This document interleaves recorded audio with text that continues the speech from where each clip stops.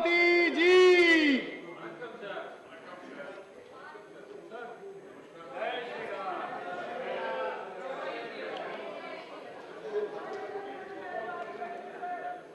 Honorable members, please take your seat. Honorable members, what we were discussing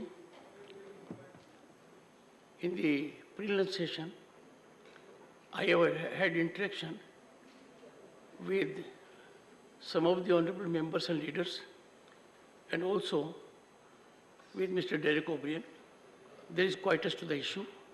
We will move ahead, indicating our full commitment that our productivity must be known to the people at large, and we exemplify our conduct by best traditions of the House. Sir, thank you very much, sir. You're very large-hearted. The Inter-Services Organizations Command, Control and Discipline Bill 2023, Shri Rajnath Singh to move a motion for consideration of the Inter-Services Organizations Command, Control and Discipline Bill 2023. Let me tell you, एक second. Honorable Defence Minister, one second. Honorable Defence Minister is known all over the world and in India as Defence Minister of Bharat. Therefore, he comes from UP is fine, sir, but people in Rajasthan, including me, love and respect you as much as others do. Okay. अनुरोध कर रहे हैं, एक तो आपकी सुदारता के लिए धन्यवाद, मिस्टर प्रमोद तिवारी, लेकिन आज आप पक्षपात कर रहे हैं। जयराम रमेश जी ने जिस आग्रह को किया आपने स्वीकार कर लिया, और हम सब पूरा सदन प्रयास कर रहा है कि मणिपुर जल रहा है, उस पर आप चर्चा हो जाए। आप तो शायद चाहते ये नहीं चाहते जयराम जी की बात ही मणिपुर के नीचे तो बात बोलिए सर, अगर मणिपुर पे चर्चा हो जाए तो बड़ी कृपा होगी, अन्यथा फिर हम सब मिलकर वॉकआउट करते हैं। धन्यवाद। सर, आप मणिपुर पर चर्चा नहीं होने दे रहे हैं sir. Nothing will go on record. Nothing will. आप मणिपुर पर चर्चा नहीं होने दे रहे हैं, इसीलिए आप वॉकआउट कर रहे हैं। श्री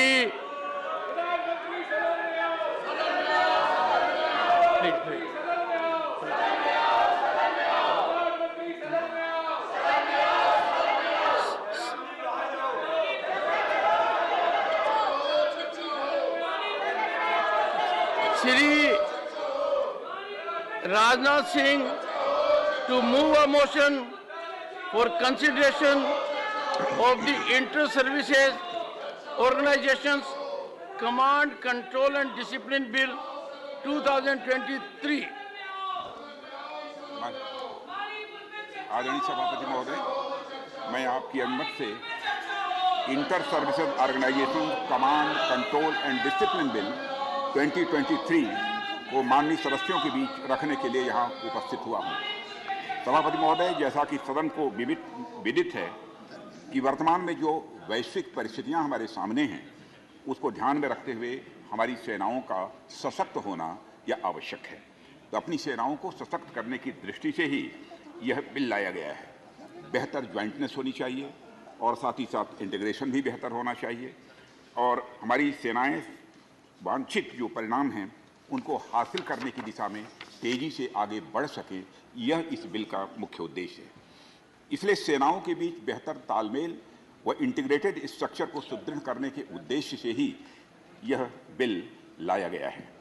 लोकसभा द्वारा इस बिल को विचार करने के बाद पारित किया गया है, और माननीय सभापति महोदय, जब भी कोई राष्ट्र प्रगति के पथ पर आगे बढ़ता है तो समय की मांग के अनुसार उसे अपने अंदर बहुत सारे बदलाव भी करने की ज़रूरत होती है।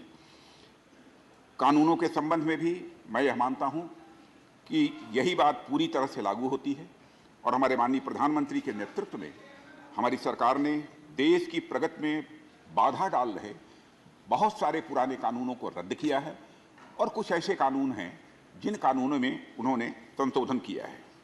लोकसभा में पारित होने के बाद राज्यसभा में पेश किया गया या inter services organisation command control and discipline bill 2023 भी उन्हीं प्रयासों का एक अहम हिस्सा है।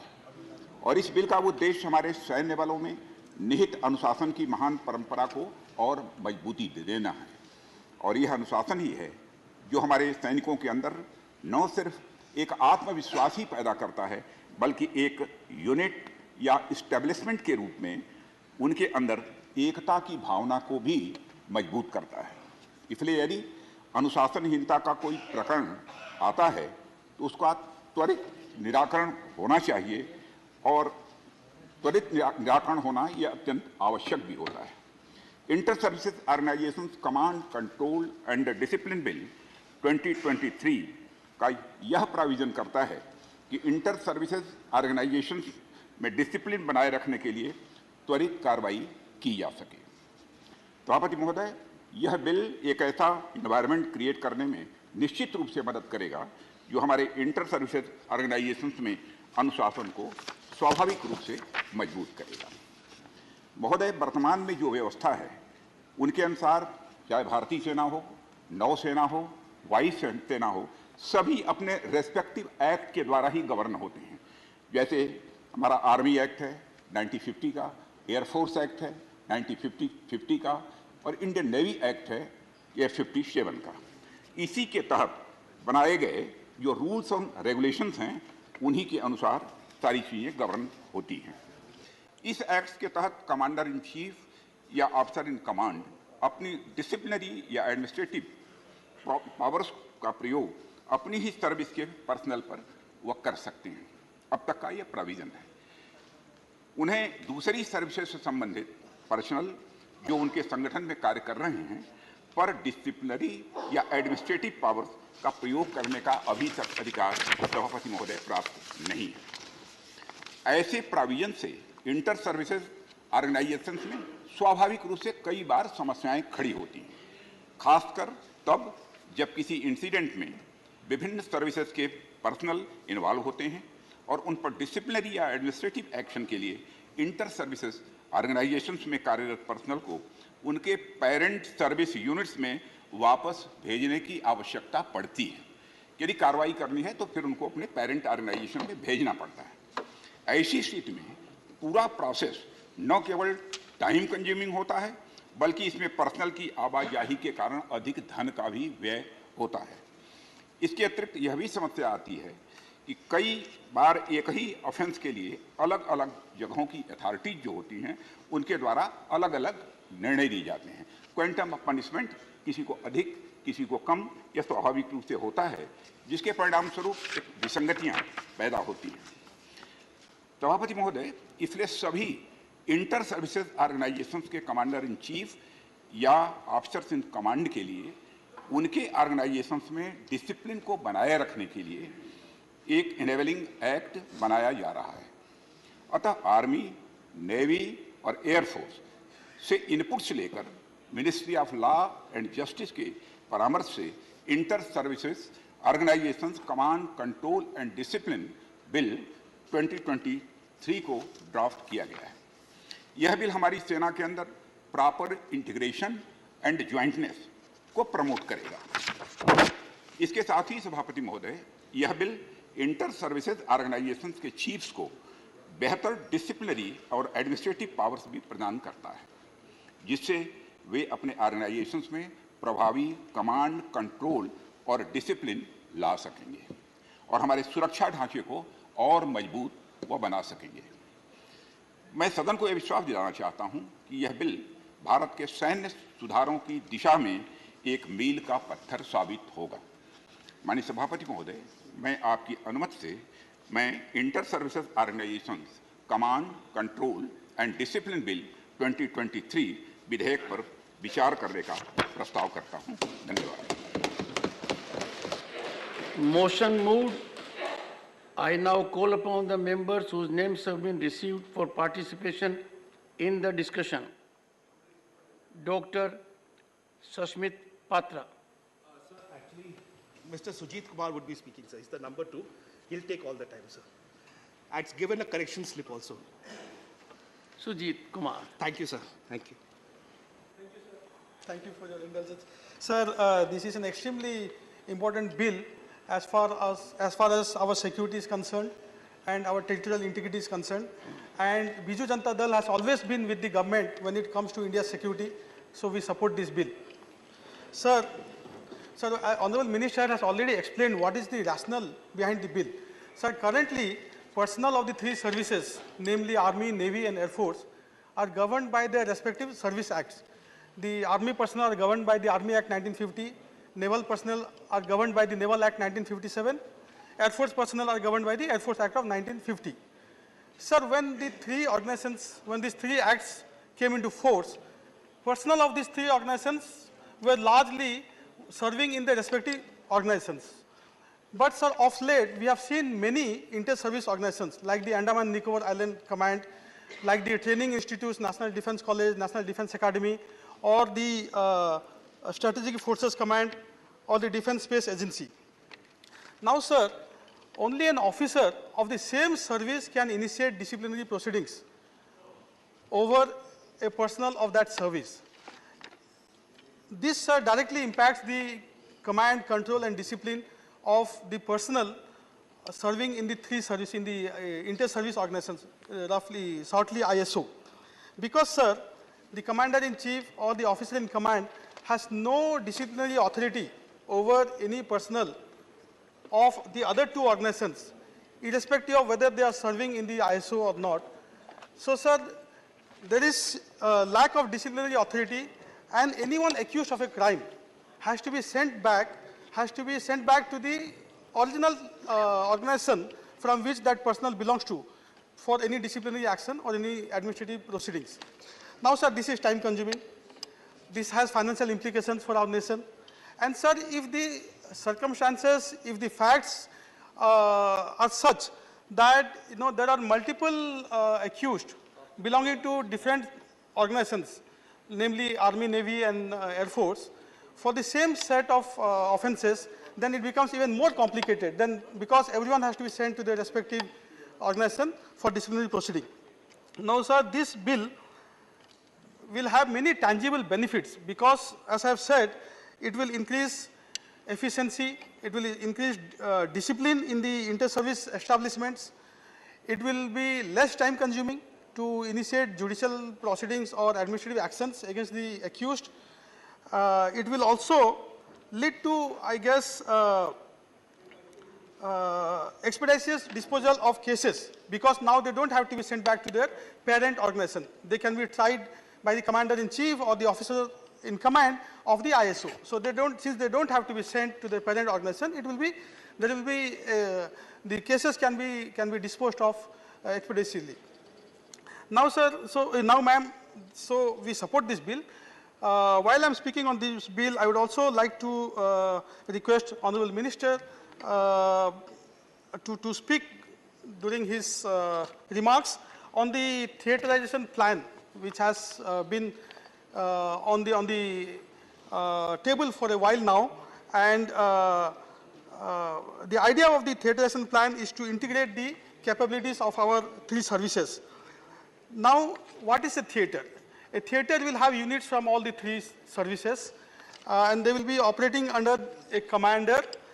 And the idea is that this unified body will be better able to address the security of our country in a particular geography. Now, sir, many military personnel have compared the move to theater command, the move towards our theaterization, without any comprehensive security strategy, as putting the cart before the horse. These are not my words. I just did some research and found this to be the view of many military professionals. Some others are of the view that India is geographically not suited towards theaterization, and resources can be easily moved even without the theater command plan. And finally, ma'am, since we already have a tri-service command in Andaman Nicobar Islands, not much is known about the outcome of this, or not much analysis or report is available as to the performance or the complexities of this tri-service command. So I would request Honorable Minister If it is in the national interest, if it is confidential, I can totally understand, he may not share it, but if it is not in the, if it is not confidential and he is willing to share it, then I would love to hear the views of the minister. Thank you, ma'am. Thank you. Honorable Sri Ayodhya Rami Reddy Allah. Thank you, Madam, for giving me the opportunity to speak on the Inter-Services Organization Command, Control and Discipline Bill 2023. Today, we gather here to deliberate upon a momentous piece of legislation that holds the promise of transforming our armed forces and fortifying our nation's security. The Inter-Services Organizations Bill 2023 is not just a piece of legislation, it is a testament to the power of unity and jointmanship among our armed forces. As we stand at the cusp of establishing integrated or joint commands, this bill emerges as a guiding light, illuminating the path towards a more coordinated, agile and efficient armed forces. Let us take a moment to recognize the dedication and sacrifice of our brave soldiers, sailors and airmen who safeguarded our borders day and night, undeterred by the challenges they faced. The few of the positives of this bill: this empower the commander-in-chief or officer in command to exercise disciplinary and administrative control over the service personnel under their command, regardless of their service. This empowerment is just not a symbolic gesture, it is a strategic move towards forging a cohesive force that operates seamlessly and cohesively. In extension, this bill seeks to recognize and strengthen the existing inter-services organizations such as the Andaman and Nicobar Command, the Defence Space Agency and the NDA by providing them with the constitutional backing and the authority to ensure effective and command control over the personnel serving in or attached to them. Furthermore, the central government is empowered to constitute the new inter-services organizations, each comprising personnel from at least two of the three services, the Army, the Navy and the Air Force. This opens up avenues for greater cooperation, coordination and synergy among our armed forces, ensuring that they operate as a unified entity, responding swiftly and effectively to any threat that may arise. This bill is the provision, there is a provision in the bill for joint services commands, which will operate under the command of a commander-in-chief. This is a significant stride towards the theaterization plan of our armed forces, enabling integrated planning and joint operations. Madam, as we witness nations around the world adapting to the changing nature of warfare, this move signifies our commitment to remain at the forefront of military excellence. So, few suggestions, Madam, as we lend our support to the ISO Command, Control and Discipline Bill 2023, we have few suggestions to offer to the Union Government to consider. These suggestions aim to further strengthen our defense capabilities and enhance the security of our nation. The integration of entire marine system. As we recognize the importance of the maritime response to neighboring nations, it is crucial to integrate all aspects of the marine system.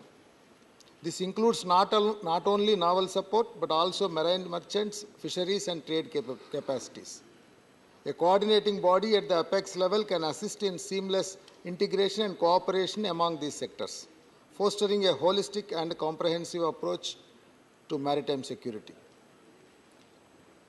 Also, in an era of evolving threats, it is imperative that our armed forces adapt to the changed nature of warfare. Modern-day wars demand simultaneous operations across land, sea and air, requiring a well-coordinated, multi-pronged strategy. The incorporation of net-centric operations, information warfare, cyber attacks, and the consideration of nuclear overhang is vital to address contemporary security challenges effectively. In conclusion, I stand before you to lend my wholehearted support to this transformative legislation bill. Thank you.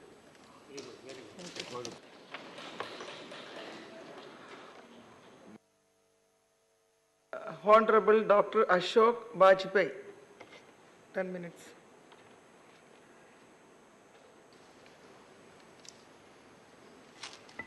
माननीय उपसभापति जी, ये अंतर सेवा संगठन विधेयक 2023 इस पर बोलने का आपने अवसर दिया, उसके लिए आपका बहुत बहुत आभार। माननीय जी, मैं माननीय रक्षा मंत्री जी को बधाई देना चाहूँगा कि जो आज सैन्य बल की एक बड़ी महती आवश्यकता थी और बहुत दिनों से इस पर चिंतन हो रहा था, किस तरीके से संयुक्त रूप से जहाँ पर हमारी तीनों सेनाओं की फोर्सेज एक साथ ज्वाइंट काम करती हैं, चाहे थल सेना हो, वायु सेना हो या हमारी नौसेना हो, जब तीनों कमांड के लोग एक साथ काम करते हैं उस समय उनके ऊपर कोई भी अनुशासनात्मक कार्रवाई या कोई दंडात्मक कार्रवाई कैसे की जाए, क्योंकि इन सबका जो कमांड एंड कंट्रोल होता है इनकी मूल यूनिट से होता है जहां से इनकी नियुक्ति होती है और नियुक्त अधिकारी ही इनके विरुद्ध किसी प्रकार की अनुशासनात्मक कार्रवाई कर सकता है। ये कठिनाई आती थी और उसके लिए बार बार उनको उस अपनी यूनिट में जाना होता था जहां उनके विरुद्ध कोई प्रशासनिक या अनुशासनिक कार्रवाई प्रचलित होती थी। काफ़ी लंबा समय लगता था उस कार्रवाई में और काफ़ी महंगी हो जाती थी वो कार्रवाई, और उस पर समय से वो कार्रवाई नहीं हो पाती थी या वो कंट्रोल जो होना चाहिए था जहां हमारी संयुक्त कमान काम कर रही हैं वहां पर जो भी कमांडिंग ऑफिसर होता था या ऑफिसर कमांड जो होता था उसको भी तीनों सेनाओं के अलग अलग यूनिटों के ऊपर कंट्रोल करना एक कठिन काम होता था। उसके लिए कई संवैधानिक अधिकार या शक्तियां उसके पास नहीं थी, लेकिन इस विधेयक के बनने के बाद वो शक्तियां उसको प्रदत्त हो जाएंगी कि तीनों कमान जहां एक साथ काम करती हैं। मैडम, अगर आप देखें अंडमान निकोबार एक तरीके से हमारा कमांड कंट्रोल वहां पर तीनों सेनाएं काम करती हैं, थल सेना भी है, वायु सेना भी है और क्या नाम नौसेना भी, तीनों एक साथ वहाँ कंट्रोल होती है। एक तरीके से वो कमांड कंट्रोल एक साथ होता है। वहाँ पर यह विशेष कठिनाई अनुभव की गई कि नौसेना के अधिकारी के ऊपर अगर वहाँ का कमांडिंग ऑफिसर थल सेना का है तो नौसेना के किसी कर्मचारी के विरुद्ध कैसे कार्रवाई करेगा, या एयरफोर्स के किसी अधिकारी के विरुद्ध वहाँ थल सेना का जो वहाँ कमांडिंग ऑफिसर वो कैसे कार्रवाई करेगा।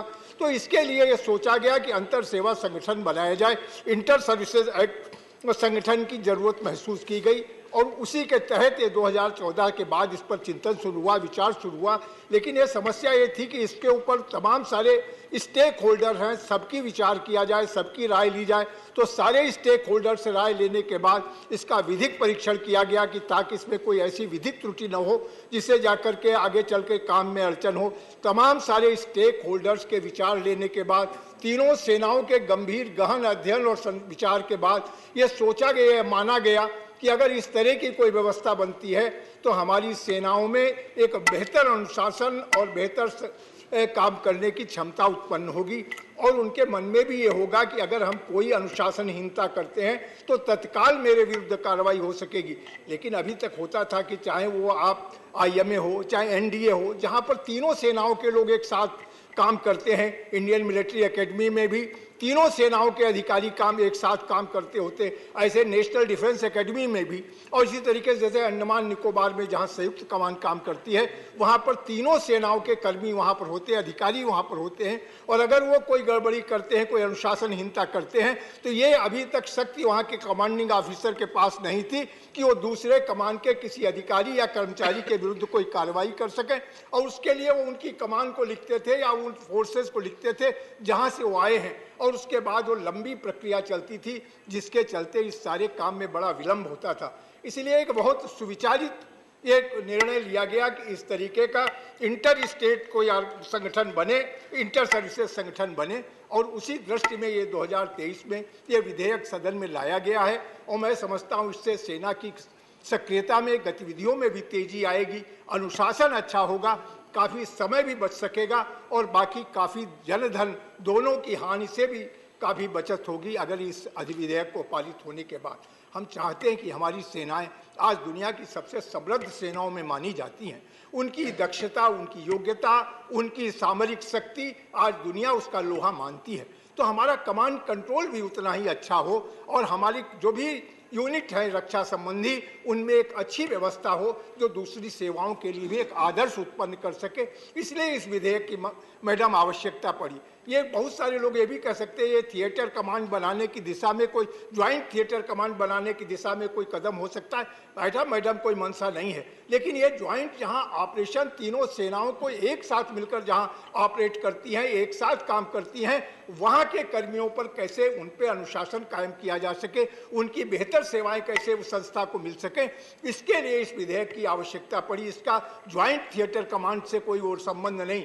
हालांकि अंडमान निकोबार एक तरीके से वहां तीनों सेनाएं एक साथ काम करती हैं और एक ही कमांडिंग ऑफिसर होता है और वो कमांडिंग ऑफिसर तीनों सेनाओं के अधिकारियों कर्मचारियों को कंट्रोल करता है। तो एक तरीके से वही ज्वाइंट कमांड उसकी होती है जो थिएटर कमांड की कल्पना है। लेकिन ये बिल्कुल उससे अलग है मैम, जिसको कि हम लोग इस विधेयक के रूप में यहाँ लाए हैं।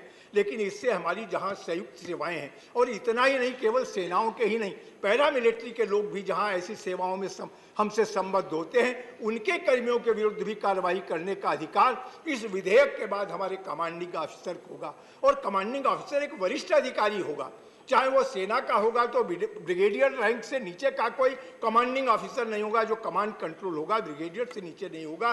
और इसी प्रकार से एयरफोर्स, नेवी और दूसरी भी सेवाओं के जो पैरेलल ऑफिसर्स हैं वो भी इससे कम रैंक के नहीं होंगे। ब्रिगेडियर और उससे ऊपर के अधिकारी ही कमांडिंग ऑफिसर होंगे जो इस तरीके की कार्रवाई उनके विरुद्ध अनुशासनात्मक कार्रवाई कर सकेंगे। इसलिए मैंने इस विधेयक के पक्ष में कि ये विधेयक बहुत सोच समझ के लाया गया, बहुत सुविचारित विधेयक है। इससे हमारी रक्षा संबंधी मामलों में हमारी सक्रियता भी बढ़ेगी, हमारी गतिशीलता भी बढ़ेगी और बहुत सारे निर्णय जो बहुत समय तक विलंबित होते थे, जिनके ऊपर बहुत सारा पैसा खर्च होता था, वो भी बचेगा। और इस सब को हर तरीके से विचार करने के बाद ये विधेयक आया है।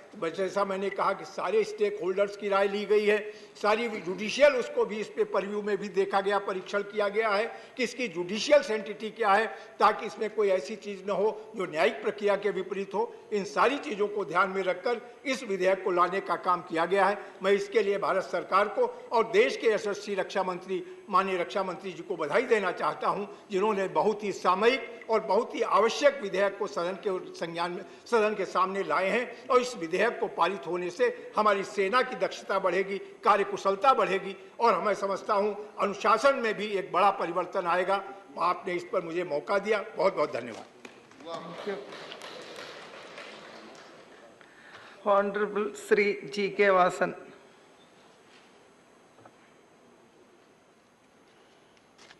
Very important bill brought by our Honorable Defence Minister at the right needed time, Madam. I congratulate the Honorable respected Minister for this bill. This particular bill empowers our army for a better coordination and cooperation to achieve their final goal. Many laws in this bill have been amended. Many laws have been taken away, which is not necessary. Working together as a unit is very important in the three forces which this bill has achieved. Madam, this bill seeks to empower the Commander-in-Chief or Officer in Command of Inter-Services Organization to exercise disciplinary or administrative control over the service personnel under their command. There are 3-4 important aspects in this. One is inter-service organization. 2, control of inter-service organization. 3, other forces under central government. 4, Commander-in-Chief, he will be empowered to exercise all disciplinary and administrative powers vested. 4, Commanding Officer. The bill provides for a commanding officer who will be in command of unit of ship of establishment. The officer will also perform duty assigned by the Commander-in-Chief or office in command of the inter-service organization. This is the crux of the bill, ma'am. Everybody are given the subject in detail. I had only conclude by telling regarding indiscipline which has to be corrected.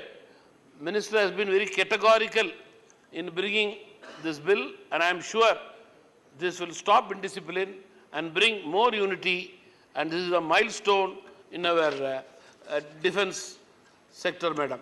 With this, I support this bill. Thank you very much. Lieutenant General Dr. D.P. Watts.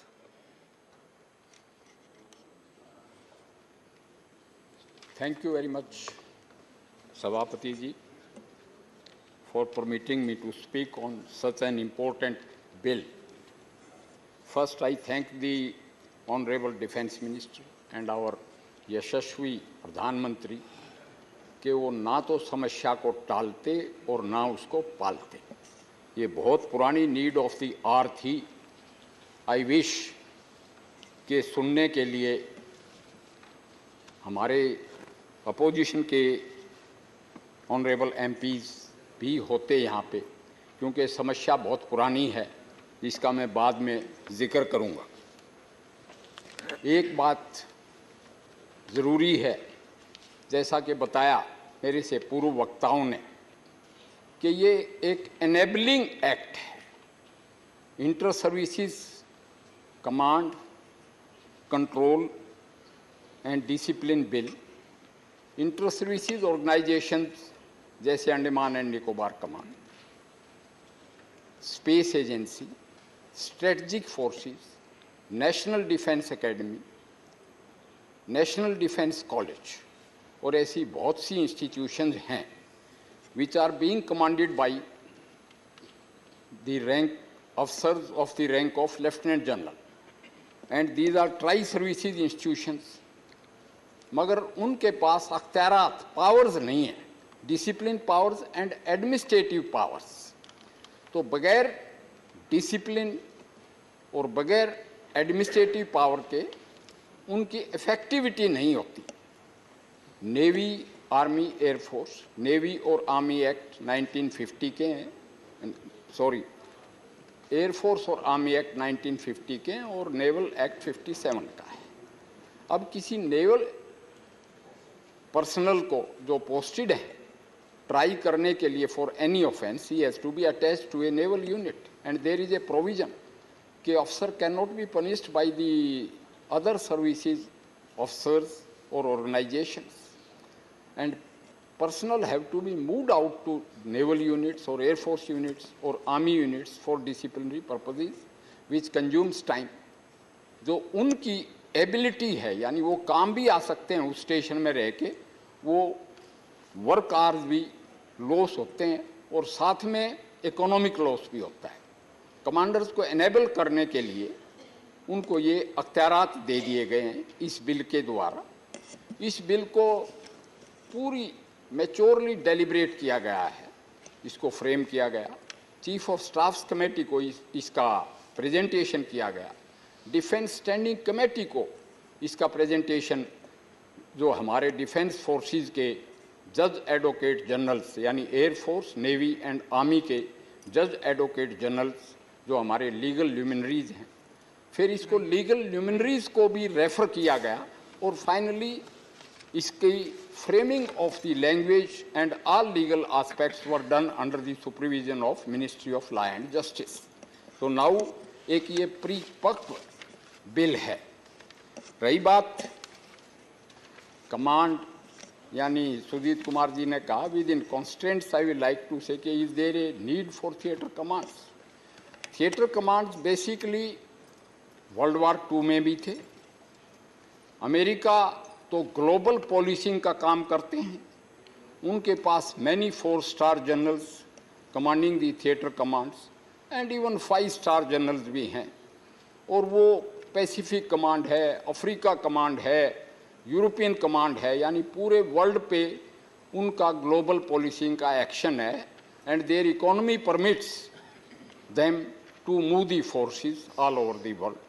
Threat perception ऐसी है कि China ने भी theatre commands बनाए हैं, 5 उनके पास भी हैं, और उनका वेस्टर्न कमांड इज फेसिंग अस। जहाँ तक हमारा सवाल है, अभी तक तो हमारा डिफेंसिव ही स्ट्रेटजी है कि to defend the territories of India. मगर जैसे हम दुनिया की 5वीं इकोनॉमिक पावर हैं और मोदी जी की कमांड में जितनी तेज़ी से हम आगे बढ़ रहे हैं, तो 2030 तक या 2027 तक हम तीसरी सबसे बड़ी इकोनॉमी हो जाएंगे. We have a very big sea line to defend. Asia Pacific, we have a role. We are members of Quad also. Under these situations, we may also have to follow the steps what superpowers have. Therefore, we should not look in a very limited way towards our territories also. It has also been brought out that government with specific notifications, though we are not creating a command, means theatre command just now, but it is enabling, it is certainly a platform for the constitution, because it will be a decision of the Ministry of Finance, standing committee, means a cabinet committee on security, and if they notify it, certainly a theatre command can be constituted. Same way other paramilitary forces, standing orders are there. When war comes, then BSF, CRPF, Coast Guards, they will come under the command of respective forces, armed forces. As far as the discipline is concerned, central government can very well notify, and with this notification, they become the part of theatre command also.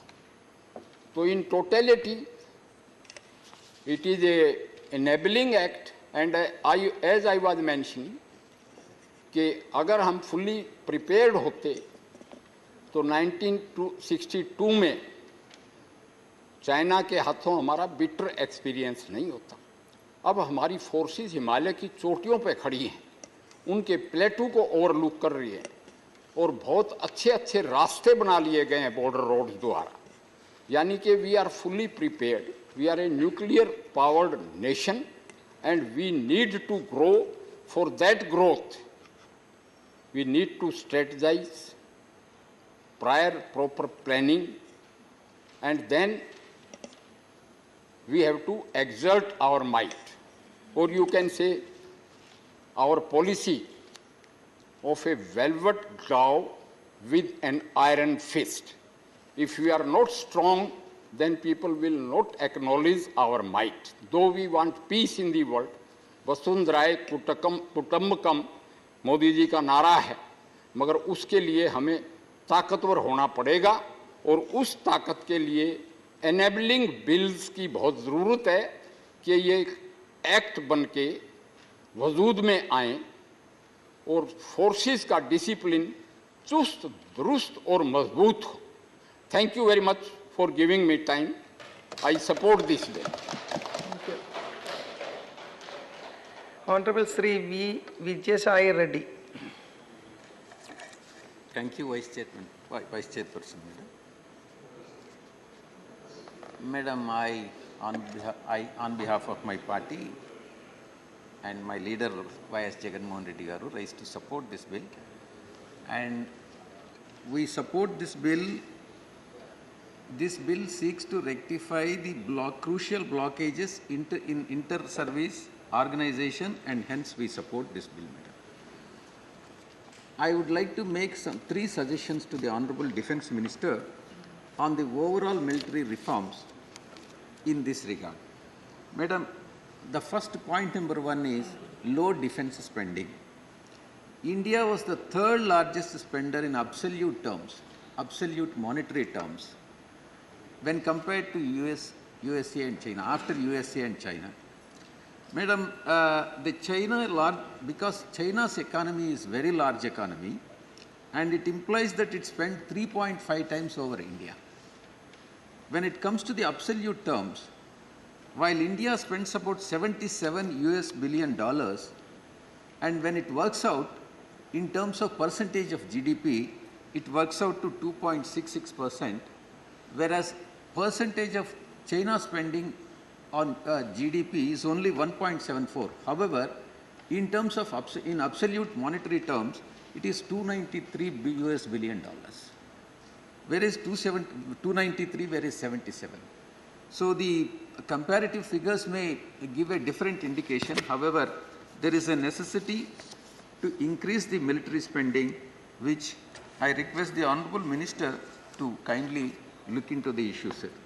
Sir, Madam, the Ministry has a share of central government.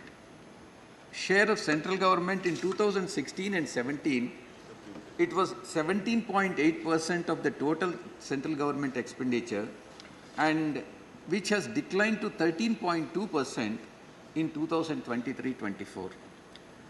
In fact, a suggestion has been made by the committee and on Ministry of Defence. The Ministry of Defence should be allocated at least a minimum of 3% of GDP to ensure adequate preparedness of the armed forces. Madam, I request the Honourable Defence Minister to kindly look at the issue and ensure that the minimum amount of 3% of GDP is allocated to the ministry in the interest of the nation. The second point which I would like to bring to the notice of the Honourable Defence Minister is a high number of vacancies. Madam, as per the government data available with me, there are about 1.55 lakh unified positions across the three forces. Madam, the Army accounts for the maximum of 1.36 lakhs vacancies, followed by Navy of 12,500 vacancies and Air Force 7,000 vacancies. I request the Honourable Defence Minister to kindly look into the vacancy position and address the issue to give a renewed thrust to the recruitment in mission mode, Madam. The third point which I would like to bring to the notice of Honourable Defence Minister is absence of national security strategy, which has long impeded tri-service integration. This is very important issue, Madam. Most of the global players, be it US, China, UK, France, all developed countries, including Japan, have the formal national security strategy or policy. I request the Honourable Defence Minister to clarify the status of NSS in the country and steps being taken towards it. Thank you very much, Madam. We support with this bill in this regard. Thank you very much. Dr. M. Tampiture. Thank you very much, Chairman. I support the bill introduced by Honorable Defence Minister Rajnath Singh Ji. In the introduction, he said about the policy of the present government, especially under the leadership of Honorable Prime Minister Modi Ji and also Rajnath Singh Ji. How they are strengthening our army and modernizing. At the same time, what are the reforms required? In that respect only, he has brought in the Inter-Services Organization Command, Control and Discipline Bill 2023, 6, empowerment of Commander-in-Chief and Officer-in Command of the Inter-Service Organization with all disciplinary and administrative powers in respect of personnel servicing in or attached to such organization. This is a very important thing he has brought in. First of all, Madam, when we are discussing about the Defence Department, security also is what we are discussing. So our Indian security, not only the army is also strengthening, I'd say border security also more important. For example, if you take Tamil Nadu, there are Kachitiv issues there. As our already member, one honorable colleague said, when marine security is at the point, when the fisherman is going, how the navies are protecting, and also other navy, that Sri Lanka Navy, how they are treating our fishermen. In that, because of Kachitiv is part of our Indian territory, still it is under control of Sri Lanka. Because at that time, Indira Gandhi period, she unceremoniously, it is given to the Sri Lanka. But it is not passed and approved by the parliament. Any territory, if you are giving to any other country, it has to be approved by parliament. Still, it is not yet approved. In this regard, our Honorable former Chief Minister, Madam Jayalalitha ji, went to the Supreme Court and put a case that this Kachadweep is the part of our Indian territory, which because of that, Navy can also use that area and save our Tamil Nadu fishermen. That kind of way to secure give the protection, and not only the country and our fishermen community, Tamil Nadu fishermen, the defense minister has come forward to see that somehow the Kachadweep is still once again to come to our thing. That has to be done. We are requesting that. For a long time, we are demanding this issue. This is very, very important to solve the Tamil Nadu fishermen issue. And also, Tamil Nadu fishermen, they are taking with the Sri Lankan Navy. They are shooting our fishermen. They are our Navy. I don't know what they are doing. Sometimes they are risking that they are not giving. But instead of that, all Tamil Nadu fishermen is taken to put in the prison of Sri Lanka. And we are gone requesting our Prime Minister to release them. But after taking India government, we have seen that our Honorable Prime Minister took a lot of steps to free our fishermen from Sri Lanka. We are appreciating that. We are not denying that. At the same time, for security reasons, especially defense reasons, not only you are bringing so many reforms, appreciate that. And disciplinary thing is very, very important. At the same time, defense area also important for the country. In that respect, I request Honorable our Defense Minister to see the Tamil Nadu demand for a long time to bring that once again the Kachadweep part of our Indian territory. That is my request, Madam. In that respect, I am supporting this bill. Thank you very much. Thank you. Honorable Sri Kanaka Mandala Ravindra Kumar. Thank you, Madam, for giving this opportunity.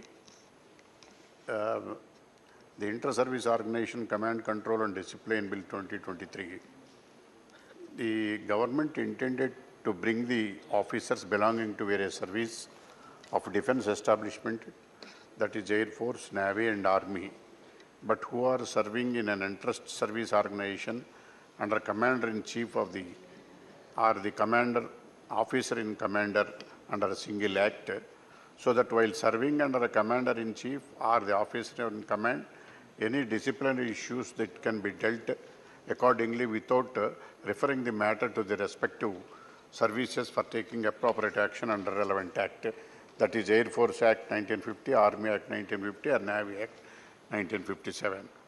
This bill is basically enabling legislation which empowers the heads of the inter-service organizations to service effective command, control and discipline on all personnel of regular Air Force, Army and Navy and to persons of other forces as notified by the central government who are serving in or attached in inter-service organization without amending the respective acts. Sir, over the period of time, military operations become more complex and interdependent because the global security landscape has evolved in such a manner.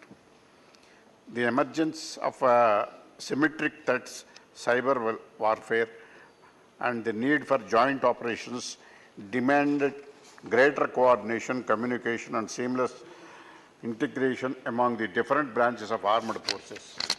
The Inter-Service Organization Command, Control and Discipline Bill 2023 is essential under these circumstances. What happened during the Mumbai terror attack, everybody knows, due to this systematic coordination between various security forces, the threat was handled in such a coordinated manner that the perpetrators were forced to run for shelter and they took shelter in neighboring countries. This bill acknowledged the requirement for a unified approach to command, control and discipline within the armed forces by establishing a precise and uniform mechanism across all ISOs. By granting Commander-in-Chief and Officer-in-Command of ISO authority to exercise disciplinary and administrative powers, regardless of the specific services of personnel belonging to, the bill fosters a sense of unity and collective responsibility. This bill would have direct impact on command, control and discipline of inter-service organizations like Andaman and Nicobar Command or Defence Space Agency and joint training establishment like National Defence Academy or National Defence College.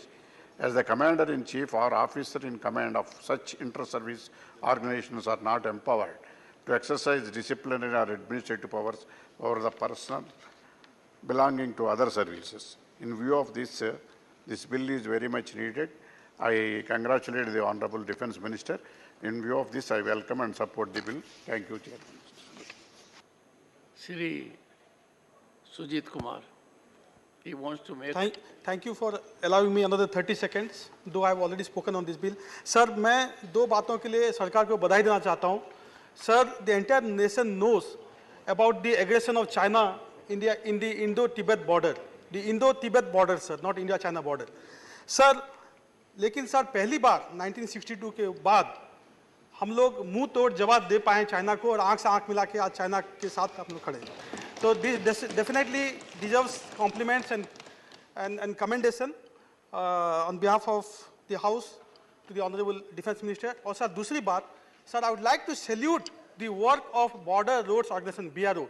Sir, I have interest in strategic issues, and I have been to Pangong Lake, DBO Daulatabad Oldie, and Bumla Pass near Tawang in Arunachal. Sir, the kind of roads we have today in our border areas is, sir, to be seen, to be believed. 10 साल पहले sir हम लोग बहुत पीछे थे China के sir infrastructure के सामने. आज sir really the BRO has done such a stupendous and stellar work. For this also I would like to commend Honorable Defence Minister. Honorable members, I happen to be from Sainik School Chittorgarh, and I keep on meeting several 3-star generals, admirals. There is upbeat mood. The Honorable Raksha Mantri's contribution is so impactful, so massive, making the nation proud, and I'm so glad you took time again and reflected on this. Shri Kamakhya Prasad. Thank you sir, मेरे को बोलने का अवसर दिया. मैं inter services organisation command control and discipline bill 2023 पर बोल रहा हूं और मैं ये सपोर्ट में खड़ा हूं. मैं ऑनरेबल रक्षा मंत्री श्री राजनाथ सिंह जी को धन्यवाद देता हूं. क्या ये जो interdisciplinary services organisation command bill लाया, इसके लिए वो बहुत दिन से सोच भी रहा था और अभी वास्तव में आ रहा है. Honourable prime minister Narendra Modi ji का टाइम पे ये हम लोग का जो सम्मान था, ये सम्मान पूरा वर्ल्ड में बढ़ा है. केवल पॉलिटिक्स में नहीं, पूरा ऑल साइड, स्क्वायर साइड में ऑनरेबल प्राइम मिनिस्टर का टेन्योर में ये बढ़ा है और उसमें ऑनरेबल राजनाथ जी का बहुत बड़ा एक रोल भी रखा है. सर, हम लोग जानते हैं कि आज टाइम का हिसाब से जैसे डिफेंस सेक्टर में जो परिवर्तन आया है वो सराहनीय है. और अभी हम लोग जानते हैं कि आज जैसे डिफेंसिव एक मूड में रहता है कंट्री, अभी एक ऑफेंसिव मूड में भी आया है और विभिन्न समय में इसको हम लोग देखने के लिए मिल रहे हैं. सीडीएस जो पोस्ट था, ये सीडीएस क्रिएट हुआ है. सीडीएस क्रिएट होने के बाद इंटर डिसिप्लिनरी सर्विस में भी तो एक आर्मी, नेवी एंड मिलिट्री में एक जो तालमेल है, ये तालमेल बहुत सुंदर हुआ है, हम लोग को देखने मिला है. और टाइम का हिसाब से थिएटर कमांड का भी जो थ्योरी अभी वास्तव में हो रहा है, उसको भी हम लोग देख रहे हैं. सर, मैं डिफेंस कमेटी में रहते हुए देखा, डिफेंस सेक्टर में जो व्यवहार में जो परिवर्तन आया है, ये किसी टाइम से सबसे ज़्यादा है. ये आत्मनिर्भर भारत बनाने का जो थ्योरी है, ये आत्मनिर्भर भारत थ्योरी को वास्तव में रूपायित करते हुए मिसाइल हो या बंदूकें हो या तोपे हो, इसमें जो चेंजेस लाया है और तीनों सर्विस में, एयरफोर्स, नेवी और मिलिट्री में जो तालमेल, आपसी तालमेल है, इसको जितने बढ़ाने का काम किया है, मैं रक्षा मंत्री जी को इसके लिए धन्यवाद देता हूं. और देख रहा हूं क्या तीनों सेना, तीनों फोर्सेस में एक अच्छा सा तालमेल होने के बाद ये ऑफेंसिव से डिफेंसिव से ऑफेंसिव, जैसे रक्षा मंत्री जी विभिन्न मीटिंग में सेमिनार में भी बोलते हैं, इसमें बोला है, इसको वास्तव में कार्यान्वित हुआ है. और अभी जो inter services organisation command control discipline आया है, इसमें खाली डिसिप्लिन का मैं जितना दिन हम लोग देखा है, ये तो डिसिप्लिन है, फिर भी इसमें इंटर सर्विस में इनका जो तालमेल है, इसको रखने के लिए जो बिल का प्रावधान क्या है, ये मैं चाहता हूँ तीनों बिल से थोड़ा अलग तो नहीं है, लेकिन तीनों बिल को समाहित करके ये लाया है और कमांड में जो आर्मी कमांड है, आर्मी कमांड का आर्मी का ऊपर में भरोसा और ज़्यादा बढ़े इसका भी व्यवस्था किया है। ऐसे उनका रिमार्क्स, ओपनिंग रिमार्क्स में ऑनरेबल रक्षा मंत्री ने पूरा बोल ही दिया। मैं चाहता हूँ क्या इन फ्यूचर जैसे आत्मनिर्भर भारत क्या है, डिफेंस में हो या एयरफोर्स में हो या मिलिट्री में, डिफेंस सेक्टर में जो किया है ये सबसे अच्छा लगा, क्योंकि भारत का भी जो सामान वह इंडिया में ही बन रहा है। जो अलग है, जो नहीं मिलता है वो बात अलग है, लेकिन आत्मनिर्भर भारत का जो कॉन्सेप्ट ऑनरेबल प्राइम मिनिस्टर ने सोचा था वो डिफेंस मिनिस्टर ने लाया। और यंग ऑफिसर्स के बीच में इनका जो कॉन्फिडेंस है मैं देख रहा हूँ और चाहता हूँ कि सैनिक स्कूल बढ़ाने का भी व्यवस्था किया है। ये स्कूलिंग टाइम से सैनिक स्कूल का जो चिंतन है और इसका स्टेज में और ज़्यादा बढ़ाने का जो व्यवस्था किया है, मैं रक्षा मंत्री को धन्यवाद देता हूँ। क्या फ्रॉम वेरी अर्ली स्टेज आदमी को इसमें इसका ऊपर में भरोसा भी होगा।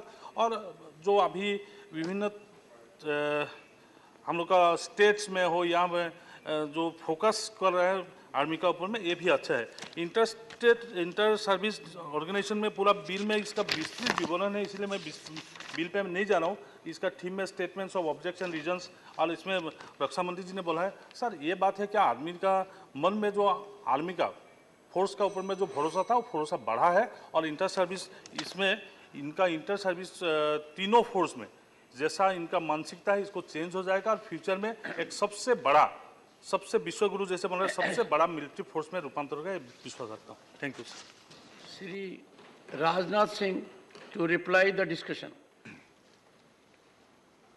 आदरणीय सभापति महोदय, सबसे पहले तो मैं धन्यवाद देना चाहता हूं इस सदन के सम्मानित सदस्य श्री सुजीत कुमार जी का, अयोध्या रामाराव जी रेड्डी का और श्री अशोक जी वाजपेयी का, जी के वासन जी का, लेफ्टिनेंट जनरल डॉक्टर बीपी वत्स का और डॉक्टर वीके साई रेड्डी जी और एम थम्बेदुरई जी और कामाख्या प्रसाद जी का।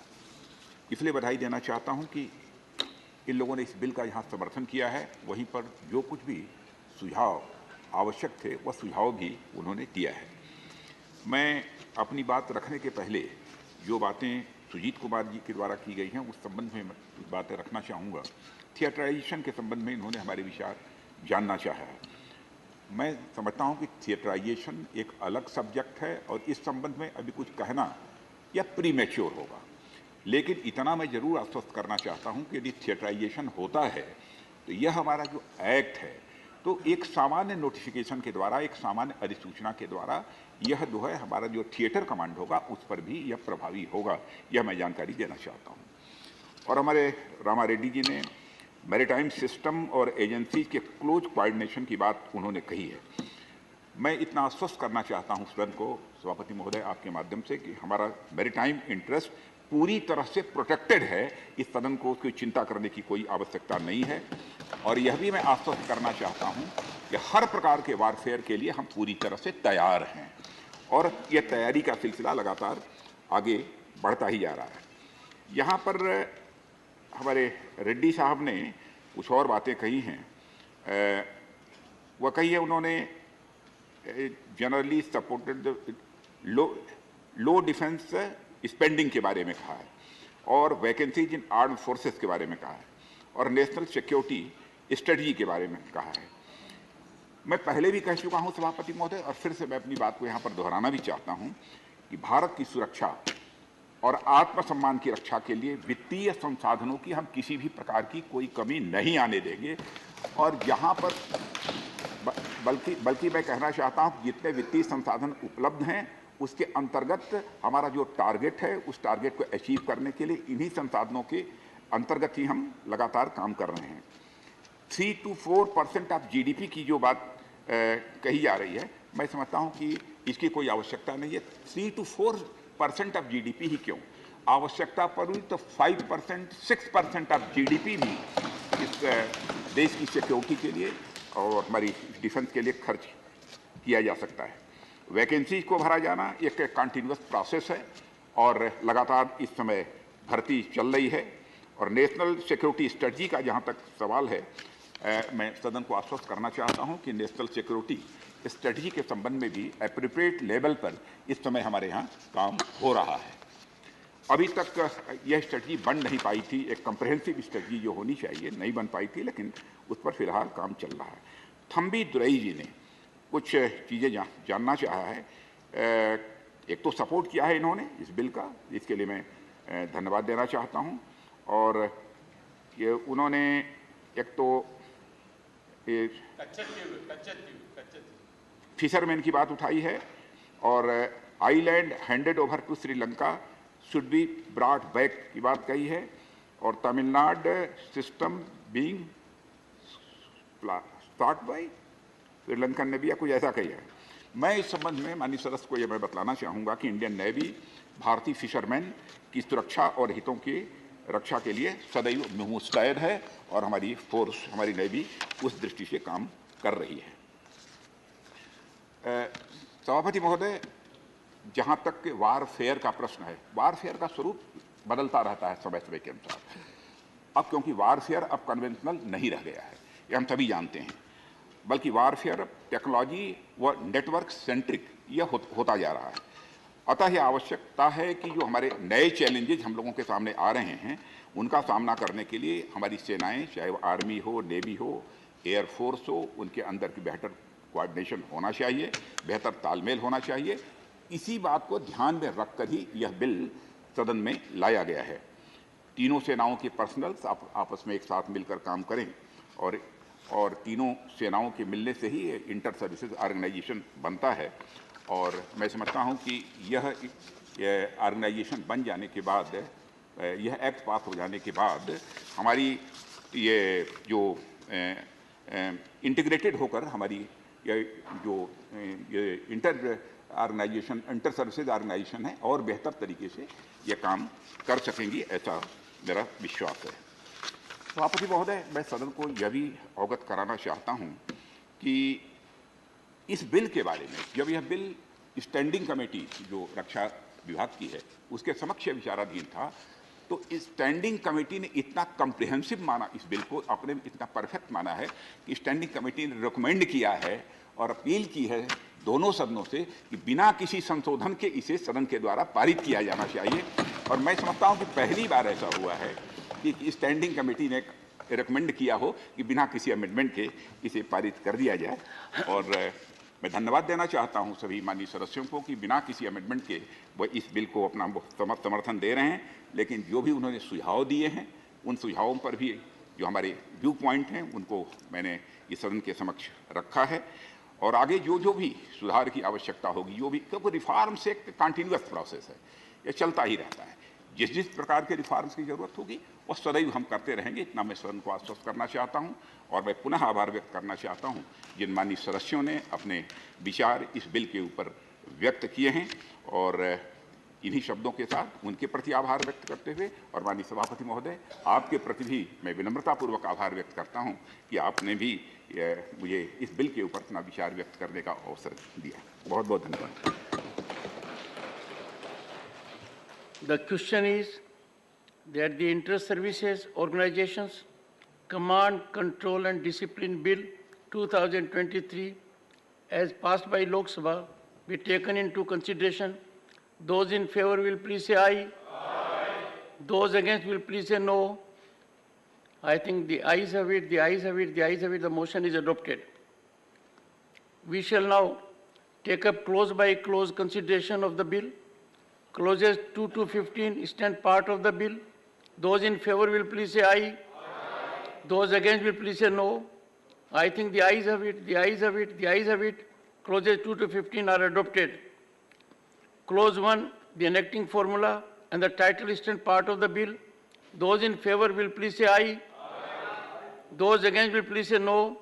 I think the ayes have it, the ayes have it, the ayes have it. Clause 1, the enacting formula and the title are adopted. Sri Rajnath Singh to move that the bill be passed. आदरणीय सभापति महोदय, मैं इस विधेयक को पारित करने का प्रस्ताव करता हूं। Motion moved that the bill be passed. The question is that bill be passed. Those in favor will please say aye. Aye. Those against will please say no. I think the ayes have it, the ayes have it, the ayes have it. The bill is passed.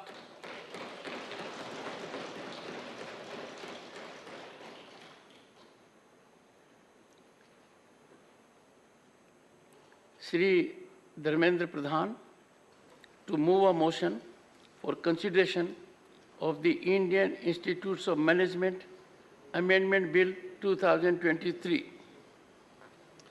Honorable Chairman, sir, with your kind permission, I rise to move that the bill further to amend the Indian Institute of Management Act 2017 as passed by Lok Sabha on 4th August 2023, listed in today's revised list of business or serial number 7B to be taken into consideration. Motion moved. I now call upon the members whose names have been received for participation in the discussion. Dr. Amar Patnaik, time allotted 8 minutes. Thank you, Chairman, sir. Sir, I would like to first of all, welcome the introduction of this bill. I think this was necessary, considering the fact that the original Act of 2017 had basically tried to give academic autonomy to all the IIMs. The IIMs have been perceived to be institutes of preeminent importance in our country, national importance, and in fact, in some ways, across the globe. They had very high rankings. Some of the IIMs featured in the top 50. The current bill which has been brought in essentially has two parts. One part is to give is to upgrade the National Institute of Industrial Engineering Mumbai into an Indian Institute of Management Mumbai. I support this particular upgradation. At the same time, I could probably recommend to the Honorable Minister if instead of only looking at public sector institutes, if it is possible to also upgrade some other institutes of importance in states with private participation or joint state and central government participation, so that we would have more number of institutes in the country and the management education ecosystem will spread across the country and will not get limited to only state capitals or in some cases important cities of the country. It is important that rural people of India, agro management, agroforestry management, these are issues which should be taken up by management institutes also and not necessarily only business management. This is the interdisciplinarity that India can actually bring in, which the foreign institutes of management do not have. Now, the second part is basically consisting of 5 important amendments, and these amendments I will refer to one by one. The first one is relating to Section 10 of the Principal Act. The Section 10 of the Principal Act, it talks about the President of India shall be the visitor of every institute.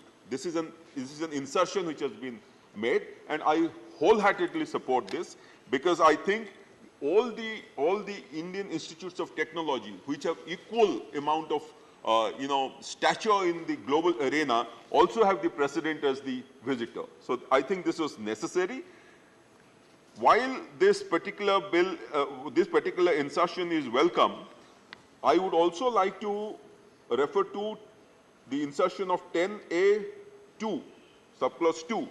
The visitor may appoint one or more persons to review the work and progress of any institute and to hold inquiries into the affairs thereof and to report thereon in such manner as the visitor may require or may direct. Why this has come up? This has come up, Honorable Chair, because the existing situation in the Indian Institutes of Management after the 2017 Act, which gave them complete freedom, operational, financial, academic, all kinds of freedom, they did not really institutionalize the kind of protocols required to deserve that kind of autonomy. I will refer to one of their very celebrated ex-directors of IIM Ahmedabad, Dr. Bakul Dholakia. In an interview, he said, the IIM Act mandated an independent review of each institute every 3 years. I'm talking about the 2017 Act, which was to be conducted by eminent independent individuals who could objectively evaluate the institute's overall performance. The IIM Act specifies that the review report must be presented to the board and after its approval should be placed in the public domain. The idea is that the board, the director would be responsible to the board, and the board would be responsible to the public, because after all, many of these IIMs are completely funded by the government. There has to be some amount of accountability. But he himself states, however, in last 6 years, only IIM Bangalore has conducted such a review. And therefore, I support the insertion of 10A2, which says that the president may appoint one or more persons to review the work in progress. However, I would like to add a word of caution here. The word of caution is, I think the review of work in progress should be in areas other than academic and research-related matters, because I think there the interference should be minimum, unless the person who is reviewing is also an expert in that particular domain. I believe that autonomy and accountability go hand in hand. If you want autonomy, you also have to be accountable, which was not happening, and therefore this bill is welcome. Inefficiency of the existing grievance redressal procedure and breakdown of the governance structure in the IIMs resulted in this particular introduction of these amendments in the original 2017 Act. However, as I said, while under-regulation is bad, over-regulation, which might lead to interference, is worse, far worse. So I think we have to be careful about this. The history has, however, revealed, and this is what Dr. Dholaki has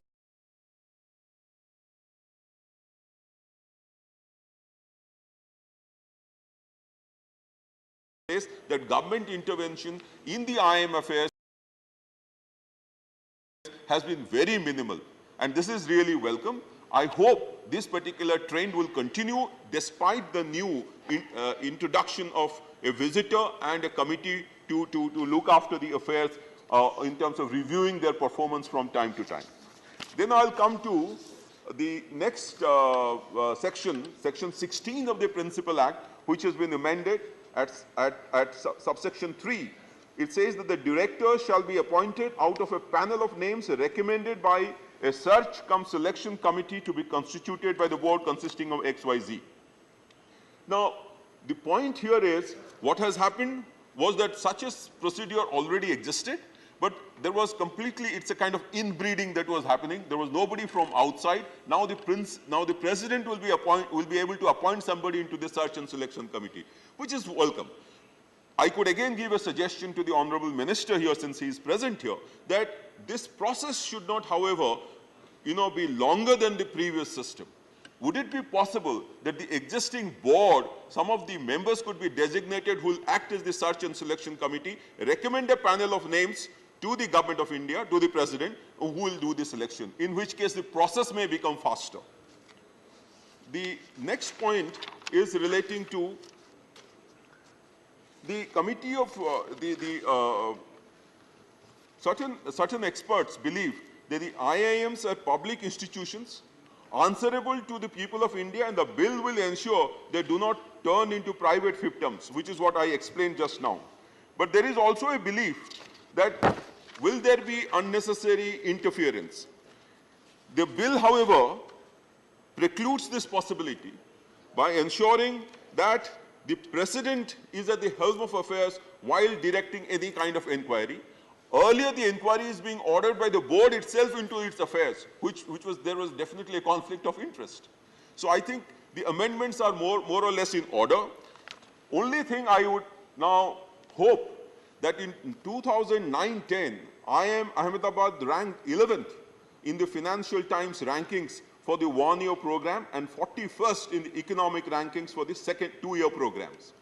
However, its current rankings have declined to 51 in FT rankings, from 11 to 51, and 41 has become 99 in economist rankings. With these changes and with kind of an affirmative intervention into the scheme of things, and under the direction of Honorable Minister, I am sure the rankings will improve and the ecosystem will improve. However, it is extremely important that the management education should spread across the country. People who are probably not able to learn in English and learn in local languages, some kind of mechanism could be held in which the IIMs could handhold some of these institutes at the state level and give them the courseware in local language, in which case the educational knowledge would spread, the management educational knowledge would spread, and this is required for all disciplines and not necessarily in business management. With these, I support the bill, commend the minister and commend the government for bringing in these changes. Thank you so much, sir. धन्यवाद doctor Amar Patnaik ji. माननीय doctor Anil Agarwal.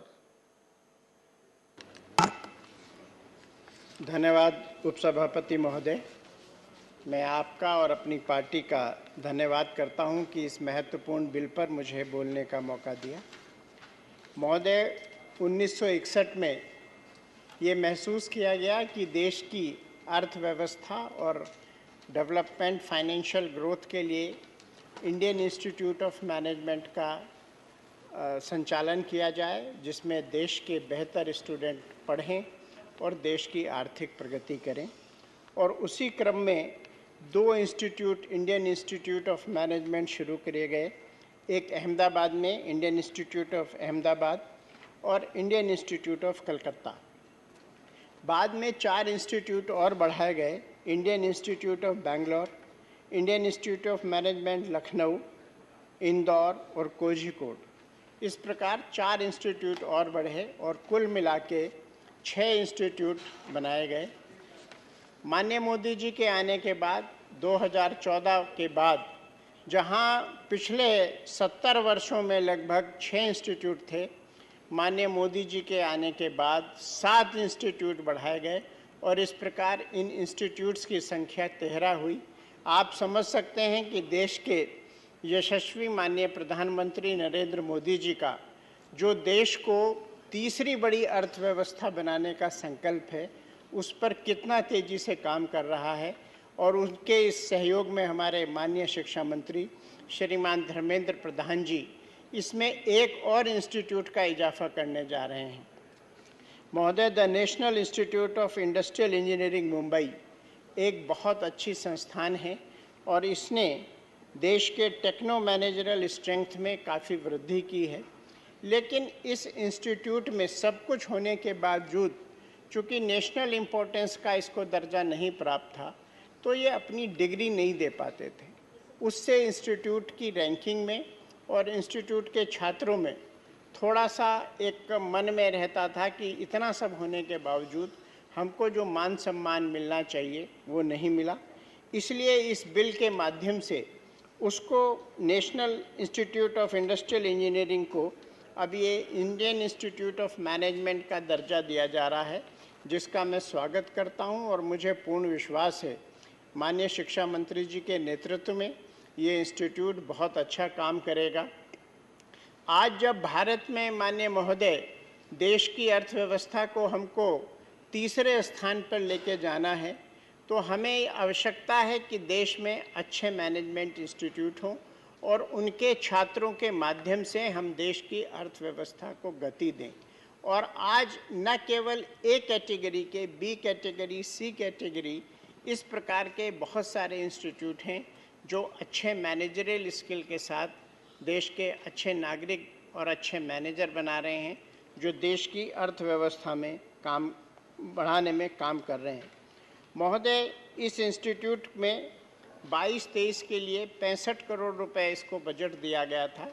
बाद में इसमें 80 करोड़ रुपए इस bill के माध्यम से इसको और दिया जा रहा है और ये केवल एक बार के लिए दिया जा रहा है। अन्य वर्षों में इसकी आवश्यकता नहीं होगी। मैं माननीय मंत्री जी से एक और अनुरोध करना चाहता हूं कि हम जहां इतने अच्छे इंस्टीट्यूट बना रहे हैं मैनेजमेंट के, इनको हम लोग प्रैक्टिस करने के लिए भी अलाउ करें। ये एक मेरा सुझाव है। इंडियन इंस्टीट्यूट ऑफ टेक्नोलॉजी हर क्षेत्र में बहुत सारी प्रॉब्लम सॉल्विंग का काम कर रहे हैं और उन इंस्टीट्यूट को डिज़ाइन के माध्यम से, इंडस्ट्री के प्रॉब्लम सॉल्व करने के माध्यम से उनकी बहुत सारी आय भी होती है। हमारे जितने प्रीमियर इंस्टीट्यूट हैं मैनेजमेंट के, अगर ये जो सिक इंडस्ट्रीज़ हैं या जिन इंडस्ट्री में मैनेजमेंट की प्रॉब्लम है, उनकी अगर मैनेजमेंट सॉल्विंग की प्रॉब्लम्स पे काम करेंगे तो मुझे लगता है ये एक बहुत अच्छा मील का पत्थर साबित हो सकता है मैनेजरियल स्किल्स को इम्प्रूव करने के लिए और इंडस्ट्री को ग्रोथ देने के लिए। महोदय, आज ये भी आवश्यक है कि हम अपने छात्रों को वर्ल्ड क्लास और पूरी दुनिया में स्थापित करें, उसके लिए भी दुबे जी, ये गलत परंपरा है। दुबे जी, माननीय सदस्य, जब माननीय सदस्य बोल रहे हो और उनके राशन के बीच में नहीं आना चाहिए। आप विराज पीछे बैठ जाए। धन्यवाद। हाँ, कहीं बैठ जाओ। धन्यवाद उपसभापति महोदय। मैं इस चीज़ के लिए माननीय मंत्री जी का भी आभार व्यक्त करना चाहता हूं कि वो एक और वर्ल्ड क्लास इंस्टीट्यूट बना रहे हैं। आज दुनिया भर में जितने भी बड़े संस्थान हैं, जितनी बड़ी कंपनीज़ हैं, उनमें बहुत सारे चीफ एग्जीक्यूटिव अफसर जो हैं वो भारत के हैं। भारत में उन्होंने शिक्षा दीक्षा ग्रहण की है और आज भारत का नाम जो है पूरे विश्व में रोशन कर रहे हैं। महोदय, इस बिल के माध्यम से जो हमारे मैनेजमेंट इंस्टीट्यूट्स हैं, इस बिल में ही उसमें ये प्रोविज़न है, जो हमारा सेक्शन 10A था उसको 10A से रिप्लेसमेंट दिया जा रहा है और इसमें जो विजिटर है उसमें बोर्ड के स्थान पर president of India will be visitor of the institute. इसमें जो अपॉइंटमेंट का भी तरीका है वो भी पूरी तरह से पारदर्शी बनाया गया है। इसमें सर्च कम सिलेक्शन कमेटी पूरे देश भर में ये देखेगी कि कौन कौन अच्छे फैकल्टी मेंबर्स मिल सकते हैं, अच्छे मैनेजमेंट के प्रोफेसर मिल सकते हैं, उनका नाम सर्च करके भेजा जाएगा और उनमें से जो बेस्ट पॉसिबल होगा उसको हम इस इंस्टीट्यूट में बनाएंगे डायरेक्टर के रूप में, फैकल्टी के रूप में। अब इस बिल के माध्यम के बाद इस संस्था को अपनी डिग्री अलॉट करने का, डिग्री ग्रांट करने का मौका मिल जाएगा, जिससे निश्चित रूप से ये एक बेहतर कदम होगा। माननीय महोदय, आज जैसा कि मेरे मित्र अमर पटनायक जी ने भी बताया कि ग्लोबल रैंकिंग में हम लोग थोड़ा पिछड़ रहे हैं। मैं माननीय मंत्री जी से अनुरोध करूंगा कि एक बार उनकी मीटिंग करें, उनकी समस्याओं पर विचार करें और जो भी इसके लिए हो सकता है। आज आवश्यक है कि हम हिंदुस्तान में अपने जो इंस्टीट्यूट्स हैं उनकी रैंकिंग को इम्प्रूव करें। आज माननीय मोदी जी ने, माननीय धर्मेंद्र प्रधान जी ने जो पूरी दुनिया की यूनिवर्सिटीज़ हैं उन्हें भारत आने का एक मौका प्रदान किया है, लेकिन उसमें होगा ये अधिकांश इंस्टीट्यूट या अधिकांश जो यूनिवर्सिटीज़ हैं वो इनिशियल लेवल पे भारत के जो अच्छे संस्थान हैं उनके साथ कोलैबोरेट करेंगे। अपना संस्थान बनाने में उन्हें समय लगेगा। तो हमारी जो ग्लोबल रैंकिंग अगर बढ़ेगी तो ये न केवल भारत का नाम रोशन करेंगे, यहाँ के पढ़े जो लोग हैं वो भारत का विदेशों में भी प्रतिनिधित्व करेंगे और भारत की अर्थव्यवस्था को मजबूत करने में भी इसका फ़ायदा होगा। और जो यूनिवर्सिटीज़ हिंदुस्तान में आएंगी उन यूनिवर्सिटीज़ को भी एक इंफ्रास्ट्रक्चर रेडी मिलेगा। और आज भी बहुत सारे इंस्टीट्यूट जो हैं ड्यूअल डिग्री देते हैं, जिसमें स्टूडेंट कुछ समय यहाँ पढ़ते हैं, कुछ समय विदेश पढ़ते हैं। तो उस तरह के स्टूडेंट्स का जो बेटर एक्सपोजर होता है वो भी एक चल रहा है। जब यूनिवर्सिटीज़ हिंदुस्तान में आएंगी तो उसका इसमें और फ़ायदा होगा। मैं माननीय महोदय और माननीय मंत्री जी का इस एक बेहतर बिल के लिए धन्यवाद करता हूं और मैं इस बिल का पूर्ण रूप से समर्थन करता हूं। धन्यवाद डॉक्टर नील अग्रवाल सर। माननीय Mastan Rao बीडा।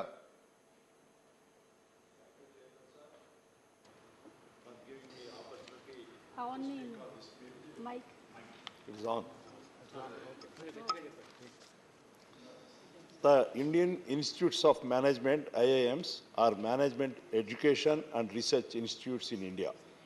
They primarily provide postgraduate, doctorate, and executive education programs, as well as certain other courses.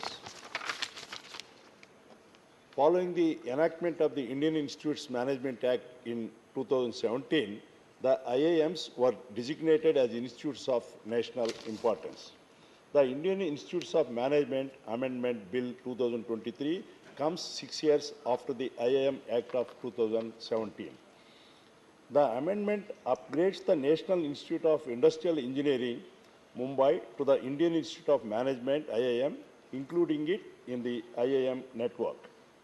NITIE has encountered several hurdles as a result of its absence from any Act of Parliament. With this amendment, there shall be further seats available for management aspirant, which is positive message for them. Honorable President of India is designated as the visitor of each institute under the amendment. The presence of the visitor shall give further strength to the system and also a centralized system of designating persons to examine an institute's work, undertaking investigations into its operations, and take necessary action depending on the results. However, there are certain pressing issues regarding the bill which I would like to highlight. As per Section 10(2)(a) of the amendment, the President of India would be appointed as the visitor of all IIMs. The visitor is also endowed with the power to appoint one or two persons to assess the working and functioning of IIMs and provide a report on the same. Can the Minister please state the reasons and the need for appointing a visitor to IIMs, given it directly leads to curtailing of autonomy of such institutes? Can the Honorable Minister also be state as to why the visitor's prior approval is required in appointing or nominating people for the said positions? Why has the autonomy of the IIMs being taken away? We should look at the top B schools and how they function to ensure that out IIMs are able to compete at the global stage. Institutions such as Harvard, Cambridge, Oxford or Berkeley are being partially or sometimes fully funded by the government depending on the course, yet they exercise a greater degree of autonomy. Management is a course that needs specialist and institutional freedom. On the first reading, it looks like that the bill is taking back what the 2017 amendment had given to them. The bill makes no mention of the exorbitantly high fees charged by the premier institutes. The quality of education offered by the IIMs remains unmatched, but it's still a dream for students from low-income households to get enrolled in such courses. The IIM MBA fees for top IIMs such as IIM Ahmedabad, IIM Bangalore, and IIM Calcutta are the highest, ranging from 23 to 25 lakhs. While there are provisions for scholarship offered by the governments and different IIMs, many students don't have the right guidance and coaching facilities in order to land on the merit list. Can the Honorable Minister clarify if any provisions would be made regarding fees waivers for financially weaker strata of the society?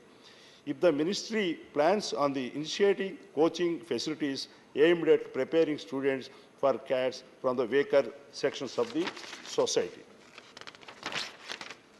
The provisions of IIM Act of 2017 enabled the board to launch an investigation into institute if it failed to operate in compliance with the Act. Such investigations were to be carried out by a retired High Court judge.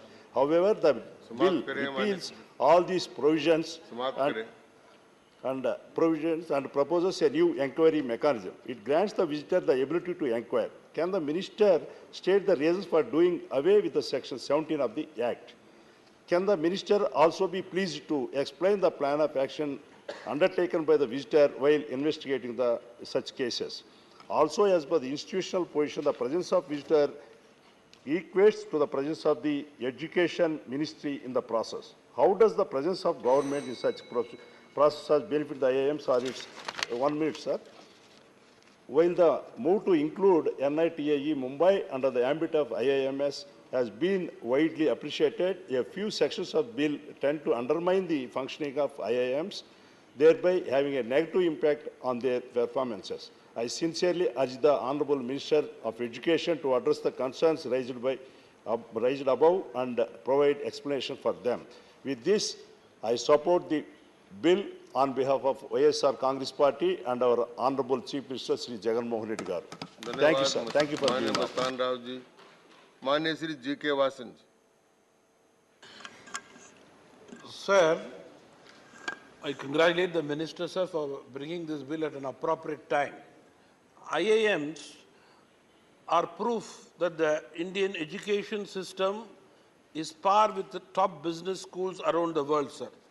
But still, sir, we understand our ranking has to be improved, and I'm sure this particular bill will give more importance for bringing our rank in the world level, sir.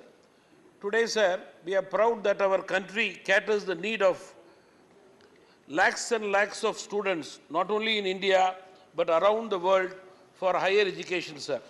This particular bill, the Act declares Indian Institute of Management as institutes of national importance and regularizing their functioning, sir. Especially, sir, the bill designates the President of India as visitor of every institute covered by the Act. This is very respectable, not only for the country, sir, for students who are going to study from all over the world, sir. Appointment and removal of IAM directors, sir, merit, discipline, transparency is in the bill, no doubt, sir. At the same time, appointment of chairman, chairperson of the board and governors. For this, the bill amendment to provide the chairperson of the board will be nominated by the visitor is a proper gesture, sir. Dissolution of the board, I would like to ask the Honorable Minister, dissolution of the board is very important in that the visitor is not involved. There should not be any controversy in the dissolution of the board. If it comes to the knowledge of the visitor, then it may be respectable. Coordination forum, incorporation of institute, for all this, sir, this bill gives a proper answer, sir. To conclude, sir, the need of the top uncompromised education is the future for the well-being and growth of our next generation, sir. This bill, I am sure, will further enhance the position of IIMs in the global ranking table. Thank you, sir. धन्यवाद मासन साहब. माननीय श्री सकलदीप राजभर जी. माननीय श्री सकलदीप राजभर जी. अनुपस्थित Shri V Vijay Sai Reddy. Thank you, Vice Chairman, sir. Sir, I have 3 points to be brought to the notice of the Honorable Minister. Sir, I raised to support this bill, and it's a very good bill, and we appreciate the Honorable Minister for Education for bringing this good bill, sir. And the first point which I would like to bring to the notice of the Honorable Minister is reduced budgetary support for IIM, sir. Sir, in the past 7 years, 7 new IIMs have been added and created, taking the total count of IIMs in the country to 20 in number, sir. The bill seeks to convert even the National Institute of Industrial Engineering, Mumbai, to IIM, which should be appreciated, sir. Sir, however, there is a obvious mismatch between the increase in number of IIMs and the decrease in the, on the contrary, decrease in the budgetary support to them. Sir, in 2022-23, the budgetary estimate was initial budgetary estimate was 654 crores, while it was reduced subsequently in the revised estimate stage at 608 crores, sir. Sir, in 2023-24, that is subsequent years, next year, the budgetary allocation for IIM stands at 300, which is half of the earlier years, sir. Sir, which is less than half of the allocation for the previous financial year. Sir, I request the Honorable Minister to ensure that adequate budgetary support is given to all the 20 IIMs because number has reached the 20, sir. Sir, the next point which I would like to bring to the Honorable Minister's notice is vacancies in IIM, sir. Sir, in March 2023, the close to 500 posts remain vacant in all IIMs across the country. These vacancies are concerning given that the sanctioned strength of IIM stands at 1,500, sir. Out of 1,500, if 500 posts are vacant, and we can imagine the situation and the situation of the students there in IIM, sir. Sir, it is more even concerning that 60% of the posts reserved for OBCs and SC faculty members in IIM remain vacant, and that the number is more than 80 in the case of posts reserved for STs, sir. There is a need to ensure that IIMs are adequately staffed so as to maintain the highest standards of education, sir. In this regard, I would like to make one suggestion to the Honorable Minister. The point number 5 and sub-point of 5 of the statement of facts, which is enclosed along with the bill, sir, the statement of objects and reasons, amending section 29 of the Act relating to the committee, that is coordination form of institute. Because my colleague Amar Patnaik ji has raised this point also, sir. And in this regard, my suggestion would be to have a common recruitment board, and this coordination forum of institute comprising of all the members of all 20 institutes can can undertake the exercise of recruiting the adequate number of professors for IIMs, sir, for all IIMs and supervisory functions also, sir. And the last point which I would like to bring to the notice of Honorable Minister is domicile quota. The domicile quota which is there in all the law schools is not prevalent in IIMs. So I request the Honorable Minister to meet the local, to satisfy the local students, to ensure that there is a domicile quota be fixed in respect of the students residing in that area. Sir. Thank you very much. धन्यवाद माननीय Shri Abdul Wahab,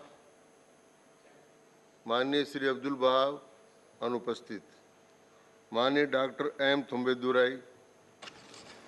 Thank you, Vice Chairman, sir, for allowing me to participate in the bill introduced by Honorable Education Minister. That is the amendment bill seeks to further amend the Indian Institute of Management Act 2017 and provides for upgrading the status of National Institute of Industrial Engineering of Bombay, and also the Indian Institute of Management Act 2000 annexed view to declare certain institutions like Ahmedabad and Calcutta as the standard of excellence, national excellence. Sir, welcomable suggestions, sir, welcomable movement as brought. Sir, you know that education is concurrent subject. It is also state subject and also central subject, because the central has every power to enact laws. There is no objection to that. At the same time, our members raise certain issue, especially, as I already said, when you are establishing this kind of institutions, local students, local state people must be given the admission process that given importance. Purely merit if you go, the purpose of establishing serious institution different places as other places, Bangalore, Lucknow, Indore, so many. Prime Minister ambition is to see that local people also benefited. That is his aim. Modi ji's aim is to see when we are spreading this kind of institutions, the local people has benefited by getting the admissions. That spirit has to be in the running of the institution. That is what I am requesting. Sir, regarding this excellence, the autonomy, whatever they said, whether some members raised the autonomy of the institution is taken away by introducing this. Sir, this is what is the autonomy, sir? Autonomy is when government is funding, a lot of funding is giving, there is institution accountable to the government also. That is parliament. We are the parliament or assembly, whichever we are giving, that accountability must be there. Because in the name of autonomous, they cannot misuse it. By the allocation as fund has gone to these institutions. But what is happening actually is these institutions are charging very high fees now. They are collecting high fees. That is why poor people are not able to join these institutions. Therefore, in that respect, I support this Vajis already what he said. The allocation must be given more and see that poor students also get admitted in that. Sir, regarding the excellency you said, see, what is the excellency I could not understand. The excellency, they are telling even for some institutions given, private institutions like VIT and the institution, NADA institution, so many institutions, excellency like that kind of experiment is coming. Sir, this is given some concept attracting a foreign collaboration. For that there's institution allowed like that. But one dangerous thing is going on in that. Because our friend said that is Cambridge, Oxford, that maybe some institution may be good. But if you see the Western countries, especially Europe and USA and other people, the students' population is going down there. After +2, that is school education, they are not interested to go higher education. They are going to employment, going to distance education, like that they are going. That is the situation happening. In these circumstances, most of the institutions, due to population policy, because that marriage and population, sir, thank you very much, sir, as you come over, this problem. What is the Western countries, what is happening here? Due to this population is going down. So marriage is not certain place taking place, even marriage divorce is taking place, even marriage, children are not there. The population of the European, USA countries is going down. Because those institutions, except a few institutions, those institutions have no students there. Where they are getting, our Asian people are going. According to the statistics, 8 lakh students of Indian students are going abroad, are USA, UK, Germany, Australia, these are countries. At the same time, we are attracting only 30,000, 40,000 students from Afghanistan, Nepal, like that they are coming. Therefore, the standard in the name of ranking, they said that going down is only to see some kind of vested interest of the Western countries to belittle our institutions like going rank like that, showing those institutions are high, therefore they are taking our students, they are going there. This is some kind of conspiracy is there. Therefore, just I want to make it finishing that. Therefore, when the excellency, when you are telling, these excellency institutions must collaborate, it help to other institutions of our Indian, various institutions, IMMs, management institutes, course conducted many institutions in India. Therefore, the standard has to upgrade what these institutions, excellence institutions, helping that. If at all they are helping, you can give that standard. And you have to see that without this kind of sharing their knowledge on our experience to upgrade other institutions, there is no point of giving this kind of excellency. Certainly, this is my view, sir. Thank you very much. Shri Kanak Medala Ravindra Kumar. Thank you, Chairman, sir, for giving this opportunity. Sir, the Indian Institute of Management Act 2017 itself was enacted with a view to declare certain institutes of management to be institutions of national importance, with a view to empower these institutions to attain standards of global experience in management, management research, and allied areas of knowledge. So, in such a case, the present amendment bill intends to, number one, the very welcome proposal is the President of India shall be the visitor of every institute. Once the President of India is the visitor empowered to appoint one or more persons to review the work and progress of any institute. Sir, there is no clarity in this. The persons to be appointed, what is the eligibility criteria, and what are the standards to be taken into consideration is not defined in this particular bill. The another aspect is, the services of director may be terminated by the visitor in such manner as prescribed. Okay, whenever and under what circumstances director may be terminated, and what are the another things, and another the eminent persons to be nominated by the visitor as the chairpersons. Likewise, as far as the appointment of as a chairperson also, the eligibility criteria and qualifications are not being specified in this act. Coming to the other aspect, with regard to the amendment to section 939, the rules and bylaws of the National Institute of Indian Industrial Engineering, Mumbai enforces before the commencement of the so-and-so, shall continue to apply the National Institute of Industrial Engineering, Mumbai, will necessary modifications and adaptations so far as not inconsistent with Now, modifications and who are the competent to make legislation, and whether the rules are framed under this Act, rule enabling power is empowered in this under the Act amendment is not specified. The original Act is not also clear in this aspect. So apart from that, the standards of the Indian Institute of Management, the faculty has to be improved, vacancies have to be filled up, quality of the standards have to be developed, and necessary number of strength, including the admissions with regard to the local students and other also to be taken into consideration as far as this institute is concerned. Finally, sir, to amend the section 19 is relating to coordination forum of the institute. What are the functions of the coordination forum, the institute? How to distinguish the functions of the management with regard to the coordination forum of the institute, whether to achieve what subject and object of this amendment act, whether it will serve the purpose are also not clear. It has to be clarified in this. Thank you, sir. I welcome the bill and support the bill. Shri Dharmendra Pradhan to reply the discussion. धन्यवाद अध्यक्ष महोदय। आदरणीय अमर पटनायक जी से लेके रविंद्र जी तक 7 सम्माननीय सदस्यों ने इस बिल का समर्थन किया है। मैं आप सभी को आभार प्रकट करता हूं।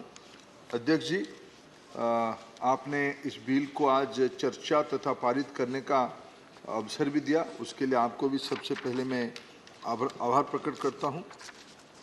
अध्यक्ष जी, ये 2-3 विषय आज की चर्चा के अवसर पे मैं उल्लेख करना चाहूँगा। सभी ने इस विषय का कॉग्निजेंस भी लिया है, सबने उसको समर्थन भी किया है। हमारे देश में 60 दशक से इंडियन इंस्टीट्यूट ऑफ मैनेजमेंट की जो रचना बनी है, जिसको एक पार्लियामेंट्री एक्ट के तहत 2017 में मोदी जी की सरकार, क्योंकि गवर्नमेंट के एक एग्जीक्यूटिव ऑर्डर से, शिक्षा विभाग के एक एग्जीक्यूटिव ऑर्डर से आईआईएम की कल्पना की गई थी, लेकिन एक एक्ट के तहत मान्यता नहीं मिलने के कारण ये डिग्री अवार्डिंग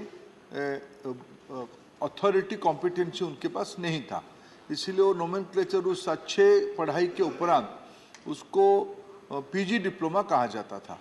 इस प्रकार के एक एकेडमिक एक्सीलेंस के लिए मूलतः 2017 में उसको इंस्टीट्यूट ऑफ नेशनल इम्पोर्टेंस की दर्जा देना और उसको एक्ट से सपोर्ट करने में वो डिग्री दे पाएंगे, इसलिए 2017 को लाया गया था।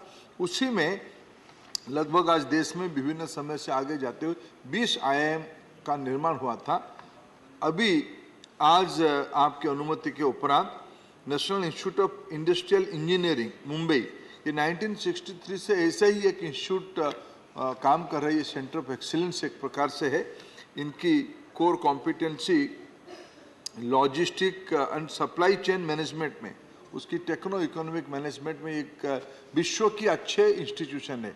देश की सेक्टर की बहुत बड़े बड़े मूर्धन व्यक्तित्व तो उसी इंस्टीट्यूट से पढ़ के बाहर आए हैं। और इंडस्ट्री को बहुत वास्तविक अध्यक्ष जी, हमारे देश में इंडस्ट्री, एकेडेमिया और पॉलिसी मेकिंग की कोई एक बेहतरीन एग्जाम्पल है तो नीति मुंबई उसकी एक उदाहरण है।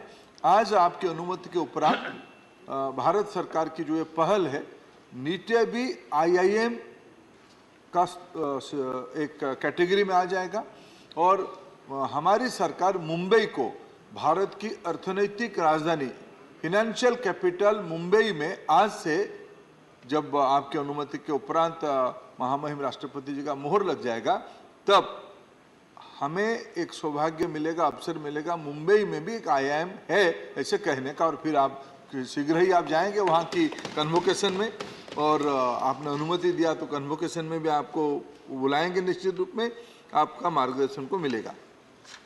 अध्यक्ष जी, एक दूसरी पक्ष है, सभी ने उस विषय को भी रिकॉग्नाइज किया कि आफ्टरऑल 2017 में तो एक एक्ट आया था, 6 साल हो गया, इसमें परिवर्तन क्या किया जा रहा है और क्यों किया जा रहा है। सबने उसके मेरिट के बारे में कहा, सबने अपना अध्ययन भी किया है, इसीलिए सबने उसको, इस परिवर्तन को जो 3 चीज़ों में हम परिवर्तन का मोटा मोटी माइन्यूट में मैंने जाते हुए 3 चीज़ों में हमने एक अमेंडमेंट की प्रपोज किया है। उसमें एक, इसको हमारे देश में जैसे अमर पटनायक जी ने कहा कि आईआईटी भी उतनी ही बड़े ब्रांड है, आईआईएम तो है ही, आईआईटी भी उसकी इक्विवेलेंट, उससे बड़ा ब्रांड भी कहने से गलती नहीं होगी। आईआईटी के गवर्नेंस स्ट्रक्चर है, हमारे देश में एनआईटी के गवर्नेंस स्ट्रक्चर है, हमारे देश में स्टेम एजुकेशन बढ़ाने के लिए आइजर की कल्पना की गई है, 7 आइजर है, उसकी गवर्नेंस स्ट्रक्चर है। 2017 आईआईएम एक्ट थोड़ा उसे भिन्न था। ये सारे की प्रमुख विजिटर होते हैं। हमने इस अमेंडमेंट में प्रपोज किया है आईआईएम का भी प्रमुख विजिटर होंगे, यानी महामहिम राष्ट्रपति महोदय ही होंगे। उनकी दूसरा अमेंडमेंट यह मांग रहे हैं कि पहले जैसे सभी मित्रों ने कहा कि इसकी जो डायरेक्टर की नियुक्ति, उसके ऊपर उसकी जो बोर्ड ऑफ गवर्नेंस बनती थी, बोर्ड जो बनती थी, बोर्ड की मुखिया की नियुक्ति, chairman of the board, board की मेंबर और डायरेक्टर, ये सब सरकारी संस्था होने के उपरांत इनकी अकाउंटेबिलिटी सरकार के साथ नहीं है। इसीलिए आईआईटी में जैसे बोर्ड की गठन, बोर्ड की चेयरमैन की नियुक्ति और डायरेक्टर की नियुक्ति की प्रक्रिया, उसकी एक सेटल प्रक्रिया सारे सेंट्रली फंडेड इंस्टीट्यूशंस की है और सब ऑटोनॉमी के साथ है, सब ऑटोनोमस है, सब एकेडमिक एक्सीलेंस उनकी रहे, इस पैरामीटर्स के साथ है। हमने इसको बाकी सेंट्रल यूनिवर्सिटी, आईआईटी, एनआईटी, आइजर की इक्विवेलेंट आईआईएम को भी हमने विजिटर्स नॉमिनी आज बोर्ड ऑफ द गवर्नर की चेयरमैन, डायरेक्टर नियुक्ति की प्रक्रिया और उन पे डिसिप्लिनरी एक्शन अगर आवश्यकता है तो लेने की समानता है इस बोर्ड में, इसमें हमने प्रपोज किया है। थर्ड विषय एक उसमें हमने प्रपोज किया है, ये सारे को संचालन करने के लिए कोऑर्डिनेशन बॉडी रहेगा। कोऑर्डिनेशन बॉडी के मुख्य भी एक पर्सन ऑफ एमिनेंस होंगे, उसकी नियुक्ति सरकार नहीं करेंगे, विजिटर करेंगे, यानी राष्ट्रपति महोदय करेंगे। सरकार पैनल भेज सकती है लेकिन विजिटर्स उसकी निर्णय करेंगे। ये मोटा मोटी एक हमने अमेंडमेंट लाया है। एक दो विषय शंका आई है, इसको थोड़ा मैं अगर आपकी अनुमति से उसको मैं क्लैरिफाई कर देना चाहूँगा, क्योंकि वो विषय कहीं ना कहीं वो थोड़ा इसकी पक्ष विपक्ष दोनों विषय चर्चा में आ रही है। मैंने जो हमारे मित्र आंध्र प्रदेश की मस्तन राव बीरा जी ने एक प्रश्न उठाया कि आपने समर्थन उन्होंने किया है, उनकी पार्टी के नेता विजय साई रेड्डी जी ने भी समर्थन किया है। उन्होंने एक प्रश्न उठाया, they raise a very fundamental issue, why you are getting into the autonomy area of institution. I think other member has enlightened that in their speeches, but I would like to clarify that. In other hand, he also raised question why weaker section students are not getting admitted to IIMs. It's a good question. Why the faculty member are not fulfilled to the desirable category? Vijay Sai ji also mentioned that. I agree with that. ये कैसे होगा? दो चीजें इकट्ठा नहीं होगा। हम इतना ही मांगते हैं, हम आईआईएम की कोर्स कैरिकुलम क्या होगा, किस प्रकार के लोग उनको पढ़ाने के लिए आएंगे, यह सरकार की विषय नहीं हो सकती है। यह उस डायरेक्टर, उसकी एकेडमिक काउंसिल, उसकी टीम की विषय होगा। लेकिन जो देश की कॉन्स्टिट्यूशनल रिक्वायरमेंट है, जो हम लोगों ने, जैसे हमारे देश में संवैधानिक व्यवस्था में सेंट्रल एजुकेशन इंस्टीट्यूशंस रिजर्वेशन इन एडमिशन एक्ट 2006, ये सारे के एग्जिस्टिंग एक्ट है, reservation for students in centrally sponsored institutions. ये आईआईएम में लागू होगा कि नहीं होगा? अगर अकाउंटेबिलिटी रहेगा तो पूछा जाएगा, सर नहीं रहेगा तो हम पूछेंगे किसको? वो कहेंगे हम तो स्वतंत्र हैं, हम ऑटोनोमस है। हमारे मानना है कि ऑटोनोमी आपको दिया गया है एकेडमिक एक्सेलेंस के लिए, गवर्नेंस की अकाउंटेबिलिटी आपको तो रखना ही पड़ेगा। आपने प्रश्न पूछा कि भाई आपकी वैकेंसी इतनी है, ये कई सेंट्रल इंस्टीट्यूशंस की समस्या है। मैं आपको एक आज आपने अवसर दिया, मैं थोड़ा आज पूरा सदन रहता तो एक महत्वपूर्ण बात पे अच्छा चर्चा हो जाता, लेकिन मैं इसको रिकॉर्ड आपकी उपस्थिति में स्ट्रेट करना चाहता हूं। जो लोग कभी सामाजिक न्याय की बात कहते थे, संविधान में कई बार लोग बाबा साहेब आम्बेडकर जी के नाम लेते रहते हैं, रटते हैं, हमें कभी उनको याद करना दिलवाना चाहिए कि हायर एजुकेशन इंस्टीट्यूशन में एससी, एसटी, ओबीसी और बाद में मोदी जी के द्वारा लाया गया इकोनॉमिक वीकर सेक्शन की आरक्षण सेंट्रल इंस्टीट्यूशन में 2019 तक लागू नहीं था। अध्यक्ष जी, प्रधानमंत्री नरेंद्र मोदी जी ने उसको कल्पना किया, उस ऐतिहासिक गलती को सुधारा और एक आंक लाया, सेंट्रल एजुकेशनल इंस्टीट्यूशंस रिजर्वेशन इन टीचर्स कैडर एक्ट 2019। उसके बाद आज रोस्टर मेंटेन हो रहा। पहले था दिया तो दिया, नहीं दिया तो नहीं दिया, कोई सामाजिक न्याय का पूरा करने की कोई कॉन्स्टिट्यूशनल एक्ट सपोर्टेड व्यवस्था नहीं थी। नरेंद्र मोदी जी की सरकार उसको व्यवस्था लाया। ये एक्ट भी आने वाले दिनों में सारे इंस्टीट्यूशंस में लागू होगा। आईआईटी में लागू होना शुरू हो गया है, एनआईटी में लागू हो रहा है, सेंट्रल यूनिवर्सिटी में लागू हो रहा है। कुछ राज्य वाले नहीं करते हैं, वो अलग बात है, यहाँ समर्थन करें तो ज्यादा नहीं बोलूंगा। कुछ राज्य लोग सामाजिक न्याय को मानते नहीं है, वो कभी अलग बात करेंगे। लेकिन सर, जो विजय साई जी चिंता किए वो वाजिब है।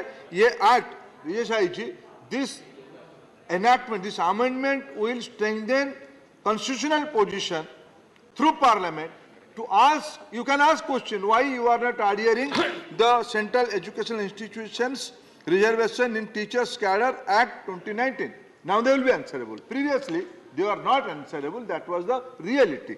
So this act is, अब 6 साल के बाद कई जो अनुभव आया, 6 साल के अंदर थोड़ा गवर्नेंस अकाउंटेबिलिटी को, पार्लियामेंट्री आंसरेबिलिटी को थोड़ा हनन हुई, इसीलिए ये अमेंडमेंट को लाया गया। फंडिंग की बात सभी ने कहा है। जो आईआईएम की फाइनेंशियल स्ट्रक्चर है उसमें भारत सरकार की लगभग 6000 करोड़ रुपया का इन्वेस्टमेंट अभी तक है। अभी आज भी जो व्यवस्था बनी है, हिफा की लोन कोई आईआईएम विशेष करके ग्रीनफील्ड आईआईएम लेना चाहेगा उसको आज भी उपलब्ध है। वायबिलिटी गैप फंड की एक व्यवस्था आईआईएम की अंदर है, उसको जिसको जितना ड्यू था सबको सरकार ने दिया है। और आईआईएम अपना कोर्स फीस बनाए, अपना डिपार्टमेंट, अपना फीस स्ट्रक्चर बनाए, अपना रेवेन्यू जनरेशन करे, क्योंकि आईआईएम तो कंसल्टेंसी के माध्यम से अपना रेवेन्यू भी जनरेट करता है। बहुत आईआईएम अच्छा कर रहे हैं। सरकार उनको जो टाइमिंगली मदद करना नया आईआईएम को कर रहा है, आगे भी करते रहेगा। फंड की कोई इश्यू नहीं है। हमारे देश में आईआईएम की एक विश्वसनीयता, एक ब्रांड आज दुनिया में, अध्यक्ष महोदय,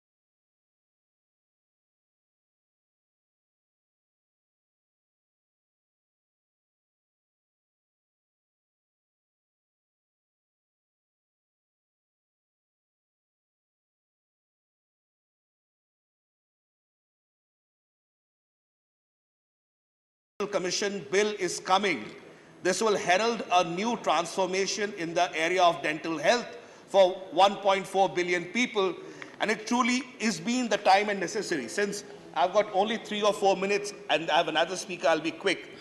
Honorable Vice Chairperson, ma'am, I'd like to come to the composition of the Commission on Clause 4 of this bill, which talks about having a chairperson, 8 ex officio members and 24 part-time members. I have a specific suggestion for the Honorable Minister that while the central government has included the Director General Dental Services as a member of the Dental Advisory Council, it is necessary to include the Director General Dental Services as an ex officio member of the National Dental Commission as well.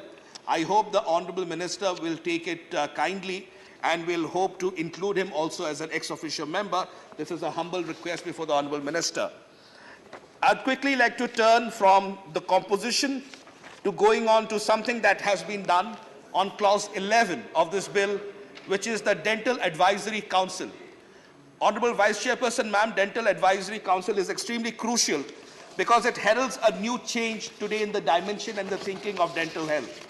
And many a times the Dental Advisory Council, as we know, is going to be the platform where the states and union territories will put forth their views, their concerns before the Commission, which will help in shaping the overall agenda, policy and strategy of dental health and dental support for this entire country. So it's an extremely welcome step and I support the same. I therefore come to a very critical issue that has been flagged, which is the clause number 14 and clause number 15, which deals with the National Eligibility Entrance Test and National Exit Test for dental streams. That has been clarified. This is a welcome step. There is continuity. I thank the Honorable Minister for ensuring continuity. By this clarification, which I believe Honorable Minister in his reply will also make, thousands and lakhs of Indian students would not feel uncomfortable that now that the Dental Council is going, Dental Commission is coming, what are the steps, how will we go for examinations, that clarification is provided, that will help the students to feel more reassured. I'd like to come to clause 16 of the bill, Honorable Vice Chairperson, ma'am. There have been autonomous boards that have been created. It's a very good step. There are 3 autonomous boards, in fact, that has been created for this commission. I'd like to specifically talk about the first one, the Undergraduate and Postgraduate Dental Education Board, which would primarily focus and regulate dental education at undergraduate and postgraduate level. There is secondly, a Dental Assessment and Rating Board, which is for the first time has come up to carry out inspections, assess and rate the dental institutions, grant permissions, etc. And the third one is the Ethics and Dental Registration Board to regulate professional conduct, ensure ethics, and ensure that the dental profession is carried out along with the Digital National Register. I think these are extremely good steps. Of course, clauses 34, 35, 36, 37 talk about recognition, withdrawal, and re-recognition. Many such matters have been taken up.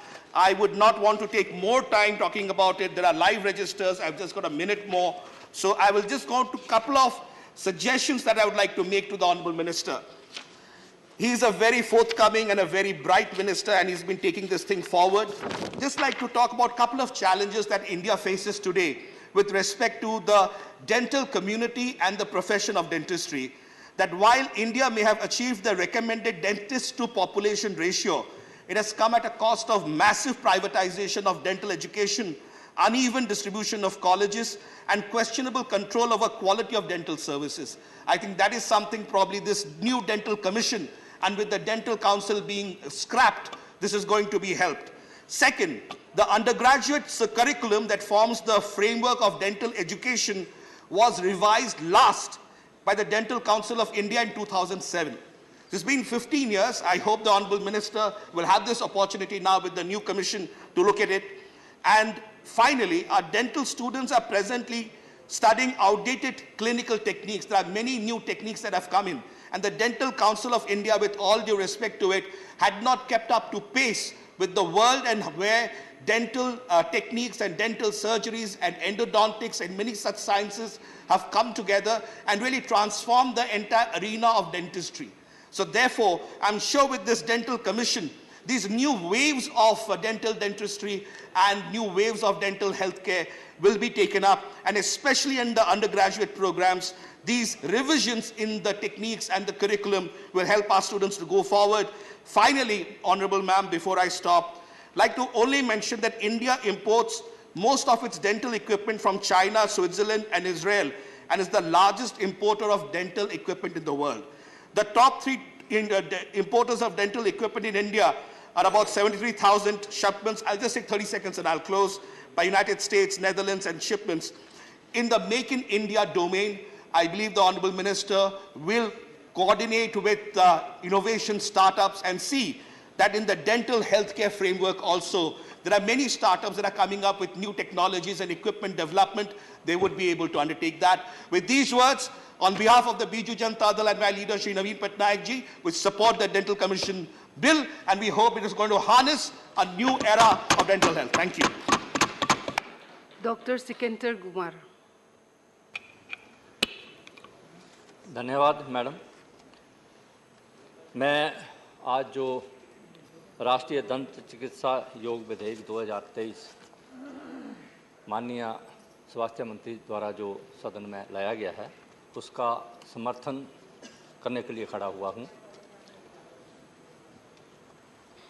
उपसभापति जी, 2014 के बाद जब से माननीय मोदी जी देश के प्रधानमंत्री बने हैं, हर एक क्षेत्र में, चाहे वो कृषि का क्षेत्र हो, शिक्षा हो, स्वास्थ्य हो, अंतरिक्ष का क्षेत्र हो, खेलों का हो, ज्ञान का, विज्ञान का, कला का, तकनीक का, हर एक क्षेत्र में 2014 से लेके अब तक ऐतिहासिक विकास हुआ है।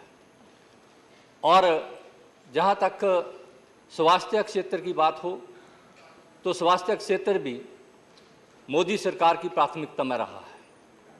पूरे देश में हेल्थ इंफ्रास्ट्रक्चर की बात करें, हेल्थ फैसिलिटीज़ की बात करें, पूरे देश में इसका विस्तार हुआ है।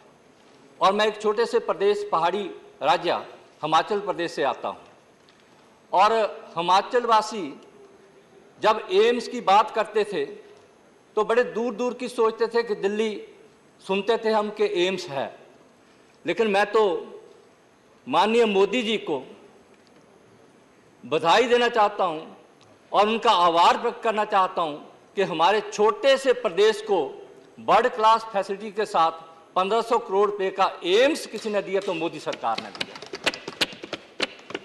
पीजीआई सैटेलाइट सेंटर, जो एक छोटे से हिमाचल प्रदेश को 8 मेडिकल कॉलेजेस, और पूरे देश की बात करूं, पूरे देश में एक अभूतपूर्व विकास स्वास्थ्य क्षेत्र में हुआ है।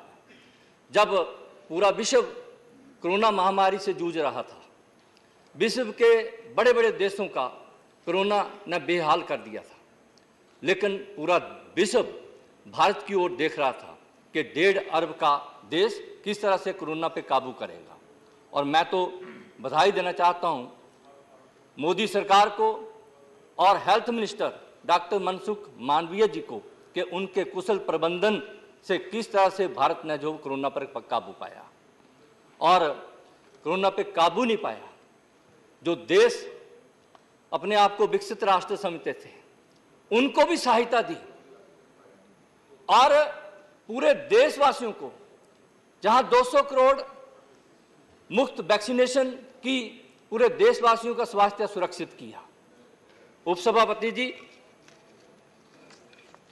ये जो नेशनल डेंटल कमीशन बिल 2023 सदन में पेश किया गया है, 2020 में स्वास्थ्य और कल्याण मंत्रालय ने राष्ट्रीय दंत चिकित्सा योग विधेयक के लिए एक प्रस्ताव रखा और प्रस्तावित विधेयक पर सार्वजनिक टिप्पणियां मांगी। विधेयक का उद्देश्य राष्ट्रीय दंत चिकित्सक योग एनडीसी की स्थापना करना और दंत चिकित्सक अधिनियम 1948 को रद्द करना है। राष्ट्रीय दंत चिकित्सा योग विधेयक 2023 का मुख्य लक्ष्य उच्च गुणवत्ता और किफायती दंत चिकित्सा शिक्षा प्रदान करना, देश भर में दंत चिकित्सा पेशे को विनियमित करना और सभी नागरिकों के लिए दंत स्वास्थ्य देखभाल की सार्वभौमिक उपलब्धता सुनिश्चित करना है। राष्ट्रीय दंत चिकित्सक योग विधेयक 2023 को 1948 के दंत चिकित्सक अधिनियम को रद्द करने के इरादे से संसद में पेश किया गया है। विधेयक का उद्देश्य जहां डेंटल काउंसिल ऑफ इंडिया को रद्द करना और राष्ट्रीय दंत चिकित्सक योग एनडीसी को एक अलग कॉर्पोरेट इकाई के रूप में स्थापित करना है, जो देश भर में दंत चिकित्सक शिक्षा और पेशेवरों की पर्यवेक्षण के लिए जिम्मेदार होगा। विधेयक का उद्देश्य मौजूदा दंत चिकित्सक अधिनियम 1948 की कमियों को दूर करना और वर्तमान कानून के भीतर प्रचलित मुद्दों को संबोधित करने के लिए एनडीसी की शक्तियों और अधिकारों में वृद्धि करना है। प्रधानमंत्री श्री नरेंद्र मोदी ने सभी के लिए स्वास्थ्य के उच्चतम स्तर को प्राप्त करने के उद्देश्य से राष्ट्रीय स्वास्थ्य नीति 2017 की शुरुआत करके स्वास्थ्य सेवा क्षेत्र में एक क्रांति ला दी। मोदी सरकार ने लगातार निवारक दृष्टिकोण और उच्च गुणवत्ता वाली स्वास्थ्य देखभाल तक पहुंच बढ़ाने पर जोर दिया है। विशेष रूप से एनएचपी 2017 दंत स्वास्थ्य के महत्व को संबोधित करने वाली पहली व्यापक स्वास्थ्य नीति थी, जिसे पहले स्वास्थ्य सेवा क्षेत्र में नजरअंदाज कर दिया गया था। आदरणीय प्रधानमंत्री श्री नरेंद्र मोदी अक्सर स्वास्थ्य देखभाल प्रणाली के समग्र विकास पर जोर देते रहे हैं। यह विधेयक स्वायत्त निकायों की स्थापना करके और बहुस्तरीय प्रणाली के माध्यम से एक प्रभावी शिकायत निवारण तंत्र बनाकर दंत चिकित्सा के क्षेत्र के लिए भी ऐसा ही करने का प्रयास करता है।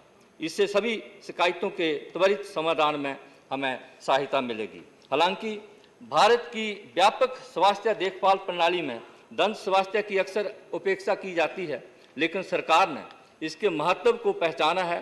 2019 की शुरुआत में प्रधानमंत्री मोदी के आयुष्मान भारत कार्यक्रम में दंत स्वास्थ्य देखभाल शामिल थी और व्यक्तियों को अपने दंत स्वास्थ्य की प्राथमिकता देने के लिए प्रोत्साहित करने के लिए कई योजनाएं सरकार द्वारा शुरू की गई थी।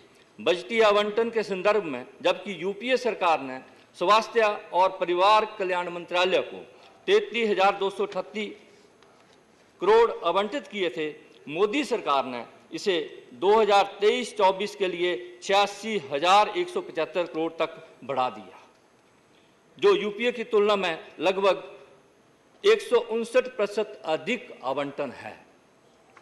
मोदी सरकार ने medical council of India MCI के प्रतिस्थापन के रूप में एनएमसी की स्थापना करते हुए राष्ट्रीय चिकित्सा योग अधिनियम 2019 लागू किया। अपने पूर्ववर्ती के विपरीत एनएमसी ने पूरे भारत में स्वास्थ्य देखभाल पहुंच बढ़ाने और चिकित्सा क्षेत्र में सुधार पर ध्यान केंद्रित किया। एमसीआई को भ्रष्टाचार, कुप्रबंधन और पारदर्शिता की कमी के मुद्दों का सामना करना जो पड़ता था, जो कई दशकों में यूपीए के शासन के दौरान बदतर हो गया। इसी तरह एनडीसी विधेयक का लक्ष्य दंत चिकित्सा देखभाल क्षेत्र में समान परिवर्तन लाना है। भारत के स्वास्थ्य क्षेत्र के उपेक्षित क्षेत्रों को संबोधित करने की मोदी सरकार की प्रतिबद्धता मानसिक स्वास्थ्य के प्रति उनके प्रयासों में स्पष्ट है। 2022 की बजट प्रस्तुति में माननीय वित्त मंत्री आदरणीय श्रीमती निर्मला सीतारमण ने विशेष रूप से मानसिक स्वास्थ्य पहल के लिए धन आवंटित किया। इसके अतिरिक्त उन्होंने राष्ट्रीय टेली मानसिक स्वास्थ्य कार्यक्रम का उद्घाटन किया, जो जरूरतमंद व्यक्तियों को 24 आवर्स की सुविधा प्रदान करता है। दंत चिकित्सा देखभाल क्षेत्र में सुधार पर प्रधानमंत्री मोदी का ध्यान भी आश्चर्यजनक नहीं है। जहां पिछली यूपीए सरकार ने आम आदमी के स्वास्थ्य की उपेक्षा की, वहीं मोदी सरकार स्वास्थ्य सेवा में सुधार लाने के लिए लगातार अतिरिक्त प्रयास कर रही है। मोदी सरकार विभिन्न स्तरों पर डिजिटल माध्यमों से पारदर्शिता और जवाबदेही को बढ़ावा देने के लिए लगातार प्रयासरत है। दंत चिकित्सकों के राष्ट्रीय रजिस्टर और राज्य रजिस्टरों को डिजिटलीकरण करके धोखाधड़ी प्रथाओं की घटना को रोका जा सकता है। प्रधानमंत्री मोदी का उद्देश्य नियमित निगरानी और एक कुशल शिकायत निवारण प्रणाली के माध्यम से दंत चिकित्सा क्षेत्र में सभी गड़बड़ियों को खत्म करना है। मैं स्वास्थ्य मंत्री आदरणीय डॉक्टर मनसुख मांडविया जी और उनकी पूरी टीम को बधाई देना चाहता हूं, क्योंकि कई डेलीगेशन जो दंत व्यवसाय से जुड़े हैं उनकी कई मांगें थी, वो जब ये बिल आज सदन में पास हो जाएगा उनका भी समाधान होगा। मैं उनको भी बधाई देता हूं और आपका भी धन्यवाद प्रकट करता हूं कि आपने मुझे बोलने का अवसर दिया और इस बिल का मैं समर्थन करता हूं और सबसे भी आग्रह करता हूं कि बिल का समर्थन करें। बहुत बहुत धन्यवाद। Shri S. Niranjan Reddy. Madam Vice Chairperson, I rise to support both the bills, which is the Dental Commission Bill and the Nursing and Midwifery Commission Bill. If I may first speak on the Nursing and Midwifery Commission Bill, the reason I support the bill is because the legislation, Madam, as I see it, is both fluid and modern looking. I say this because the legislation looks ahead. It also looks across other enactments when it is making provisions under this Act. Madam, when I say it looks ahead, Clause 10 specifically requires, the Act requires the Commission, when it is conducting its affairs, to ensure that this nursing industry would be subjected to cutting-edge technology and hybrid education requirements, so that the Commission will now ensure that the curriculum will have this. It also very importantly provides for certain soft skills development also to be taken into account. Now this is very important, Madam, because in the modern age of artificial intelligence, one kind of jobs that can never be changed are jobs like nursing and midwifery, because no artificial intelligence can do this. When you're looking at a large scale displacement, when you look at these kind of jobs, these are the skills that normally the legislations don't tend to look at. So I would like to commend the government and the Honorable Minister for bringing out a legislation that is so all-encompassing. When I say that it also looks across other laws, it provides, Madam, in Clause 18 that it would align with the needs of National Health Program, and in one of the clauses, Clause 10, Subclause 4, it provides for an interface with different medical fields to see what is the requirement of nursing staff and midwifery staff across various sectors. So this is a very, as I say, Madam, a very fluid bill, which is the way the legislations ought to be, so I would commend the government. Now, I feel, Madam, that this legislation might empower the Commission and the government to deal with the challenges that may be faced by the country in terms of the staff requirements for nursing and midwifery. Madam, first, India is now at the hub of medical tourism. Potential is likely to tremendously grow. Second, Madam, I find that even within India, there is a huge demand for nursing sector with the requirements of medical infrastructure going up. So the new bill might enable that this ecosystem is built in very quickly for ensuring that the requirements are taken into account. Having said this about the bill, there are 2 or 3 things that I may want the central government to focus on. Madam, I find that the nursing sector is a little skewed in terms of a few of the sectors being underserviced. So for instance, Madam, in Northeast, entire Northeast India, there are only 2% of colleges, nursing colleges which are there. So I would think, because this is unlike an engineering and medical courses where people will be able to travel far, a localized nursing sector close by might help. The other concern that I wanted the Honorable Minister to kindly show some attention on is that while this is largely female dominated, it seems that the leadership is skewed in favor of male leadership up till now shepherding this particular sector. I would request the Honorable Minister to consider it. Madam, now that I am concluding my speech, I just wanted to make 2 quick points on the Dental Commission. This is taking inspiration from the Medical Commission Act, a very salutary bill, so we support it. In the working of Medical Commission, I have found that there are 2 areas which may be considered by the central government. First, we find, Madam, that unlike nursing and medicine, in dental sector, India is now facing an oversupply. We have now crossed the World Health Organization requirement of 1 dentist for 5,000 people. We now have for 7,500 people. Please conclude. Just 1 minute, ma'am, because there are 2 bills. Just only 1 more minute. So There is a Niti Aayog recommendation. Madam, just give me 30 seconds, I'll conclude. There are other speakers. Yes, madam. Only 30 seconds, 2 quick points. There is a Niti Aayog recommendation that a bridge course can be done so that some of these dentists can be trained to become the basic medical practitioners of providing primary health care. The government may consider it.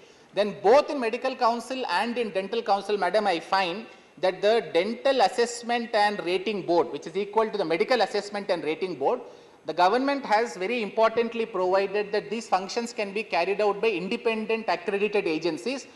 The National Medical Commission has not accredited any agencies. I am suggesting that so that the commission will be able to focus on more important issues, if these accredited agencies can be quickly identified, they will carry out the inspection. It can be supervised by the National Medical Commission or the Dental Commission. I thank you, madam, and I support both the bills. Thank you. Dr. M. Thambidurai. Thank you, Vice Chairman, Madam. Because we are embarrassed to take two bills together, which have different aspects, we have to discuss it. But anyhow, the chair has decided we have to bound for that. I am speaking that.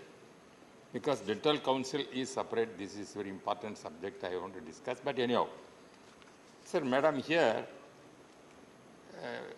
Honorable Minister brought certain changes in the Council. I welcome that. I am not objecting that. Establishment of a National Dental Commission in the place of Dental Council of India. I appreciate that what he has correct. But the point which is, another point is we are having not able to accept that. Single national entrance examination. It's a state subject, madam. Health is a state subject. Education was concurrent list. In our Tamil Nadu, still we are not able to accept the NEET examination because it is making more a commercial thing. Instead of all the higher education institutions, they are even all NEET examination centers are flourishing. Therefore, I raised many times, even our committees, this kind of NEET coaching centers must be banned. The government has to come forward, ban such kind. Otherwise, the syllabus which we are present national education policy for the school education, students, nobody is attending that. The same way you are bringing once again national entrance examination you are bringing, the students will go to the entire coaching centers only. There is encroaching the state subjects also in that. Therefore, as far as the Tamil Nadu concerned, our ADMK party, we are not for NEET examination and also the single entrance examination for the dental council also. Dental also. That is where we are objecting that. Second thing, so I know I raised many times with the Honorable Minister, these central bodies, certain bodies, for example, Pharmacy Council, they are not allowing to start any institutions. Then other bodies want to start, we have to go to Supreme High Court, Delhi Court and Supreme Court, we have to go there. From the direction only we have to be able to start. Why this kind of councils are keeping their powers, not allowing others to start? Our Honorable Prime Minister wants to establish more institutions, more medical colleges, each district he wants to establish. His aim is that. Same in nursing courses also must come forward in India. That is Modi's dream. But when that is the case, why these kind of councils they are not allowing? Same way, dental council also. Dental council not permitting any new medical colleges. This is another problem. Therefore, let our minister consider these things to see that this kind of council must not take more power. Even though government is interested, state and central government started institutions, they are not cooperating. Therefore, what sort of power they are having, we don't know. With this amendment, whether we will overcome, just now we start. That is why he said this bill bringing together, we cannot speak anything. Especially nursing is a very important subject. You are, madam, you are sitting there. It's a motherly thing, you are sitting there.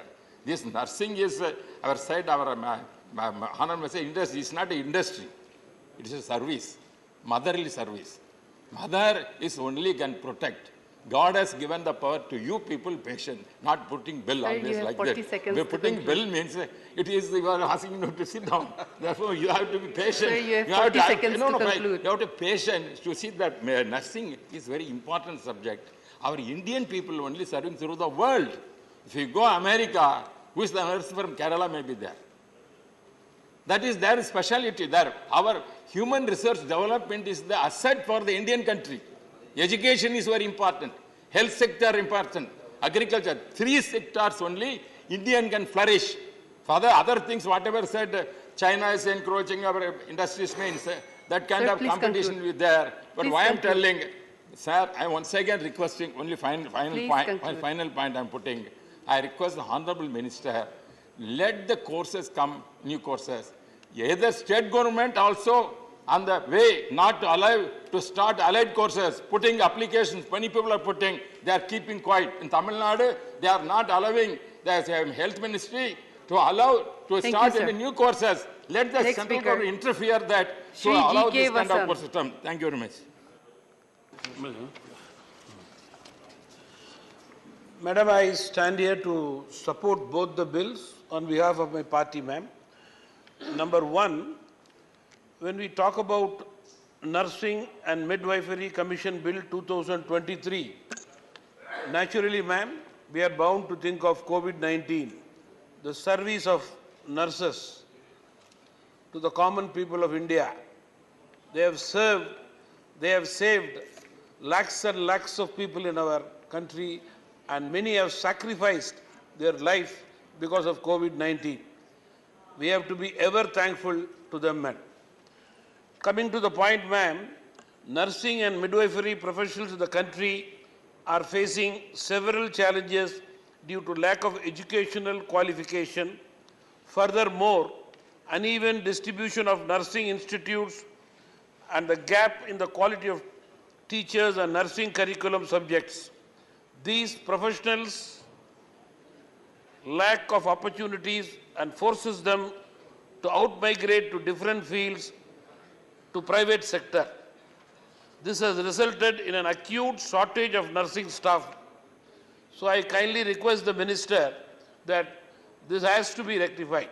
This particular bill, I well understand, ma'am, proposes to remove the currently governing Indian Nursing Council Act 1947 and replace it with the National Nursing and Midwifery Commission. The INC Act, I am sure, will be responsible for ensuring the educational standards, minimum entrance requirements, prescribing curriculum for nursing courses, ma'am. I am sure this will solve their problem, and this particular bill will bring limelight to them.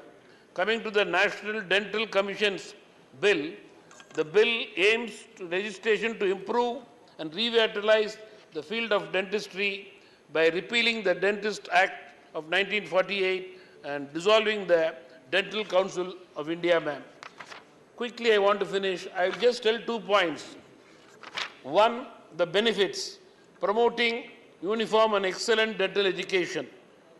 2, fostering ethical and professional dental care.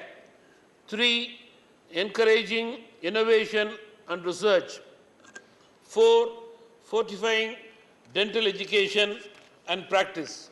At the same time, ma'am, to the Honorable Minister, I would like to tell certain areas which require further deliberation. Number 1, representation and autonomy. The bill raises concern regarding the significant empowerment of the central government through its authority to appoint the chairperson and ex officio members of the NDC. Some worry that this heavy reliance of the central government for the selection of all commission members could result in an undue concentration of power and control in the hands of the central government, which has to be taken care. 2 more important points, ma'am. One is feasibility and cost effectiveness, which is very important. Establishing a district dental commission when a national medical commission already exists to oversee a branch of medical encourages a multi-yard bureaucratic system.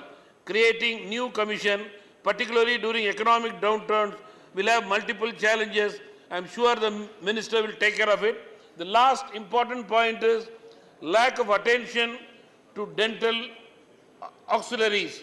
The Dental Act 1948 recognizes 2 categories of auxiliaries, dental hygienists and dental mechanics. However, the present situation is unfortunate, with only 6,605 auxiliaries in India, indicating neglect of these allied health professionals. The current bill overlooks the crucial role of dental auxiliaries and failed to provide adequate acknowledgement and definition of this role. With this, ma'am, I am sure the Minister will do the needful for this profession. With this, I support this bill. Thank you very much. Shri Bhubaneswar Kalita. Thank you, Madam Vice Chairman, and I'm very happy to see you in the chair and congratulate you. I rise to support both the bills, the National Dental Commission Bill 2023 and National Nursing and Midwifery Commission Bill 2023. Madam, while dealing with both the bills, I will first speak on a few points on National Dental Commission. At the outset, I congratulate the government led by our Prime Minister, Sri Narendra Modi, and also congratulate the Health Minister, Sri Mansukh Bhai Mandavia, and his team in the Health Ministry for bringing revolutionary changes, very significant changes in the healthcare system of this country. Madam, we have seen a lot of achievements and a lot of change and transformation in the healthcare system of this country. And if I'm not going to count all of them because that I will not have that kind of time because I love to speak on the bill also.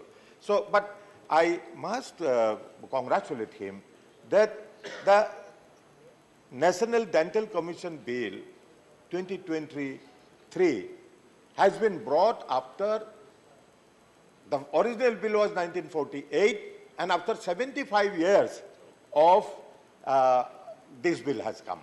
So I congratulate the minister that he thought about it.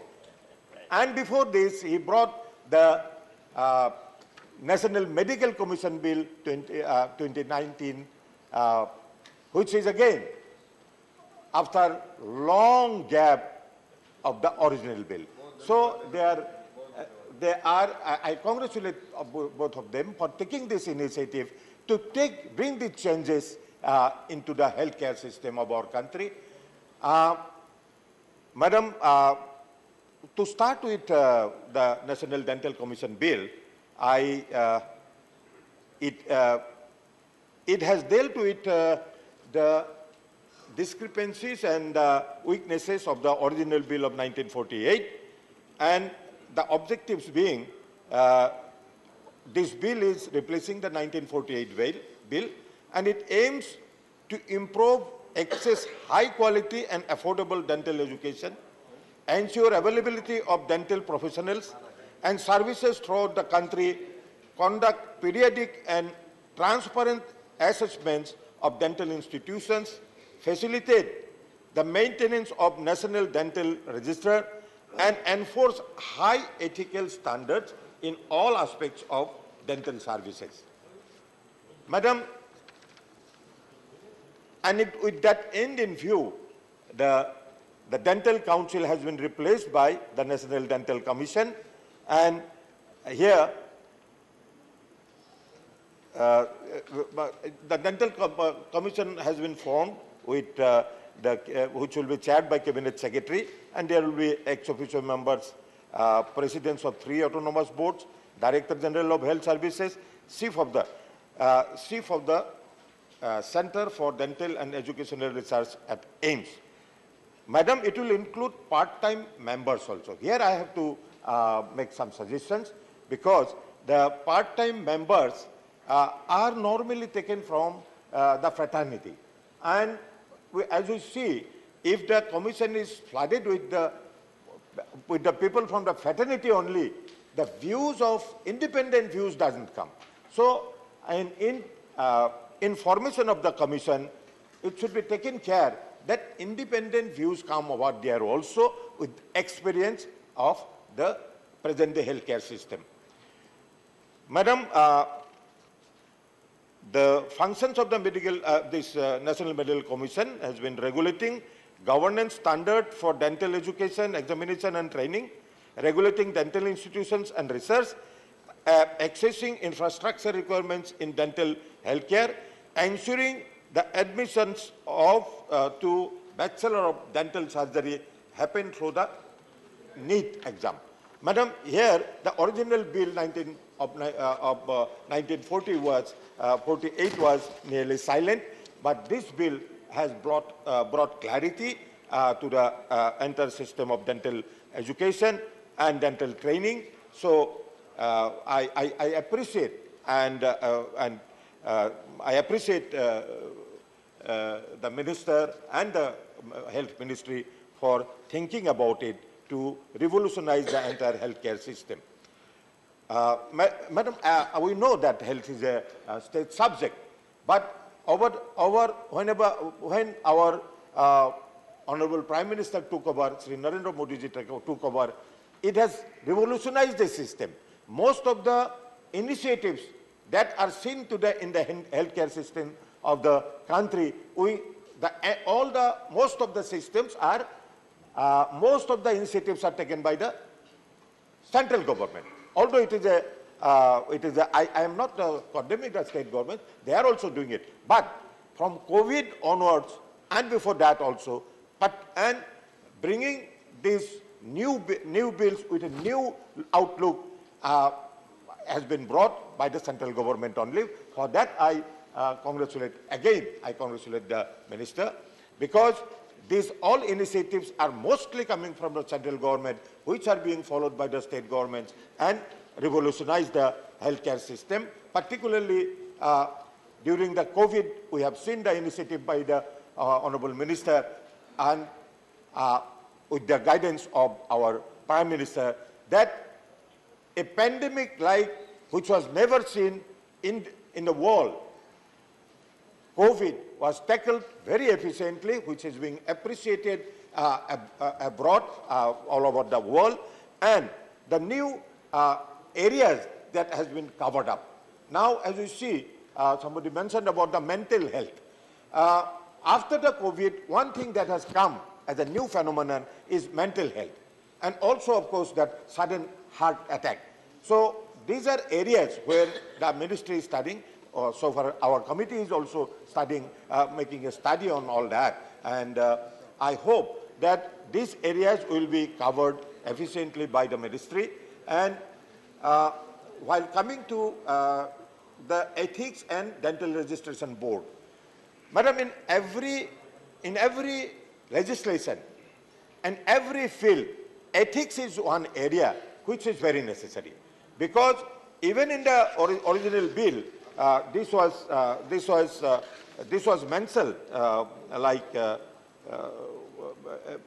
the ethical area has been was mentioned here.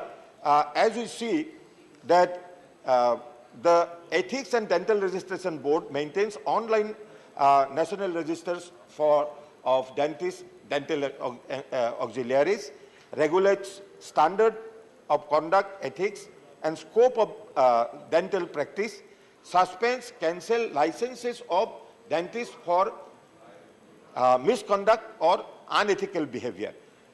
Madam, this is a very sensitive area, and the unethical behavior, how it will be judged and how it will be determined. So here the ministry has to, Honorable Minister has to give some more attention into this, so that this is specified.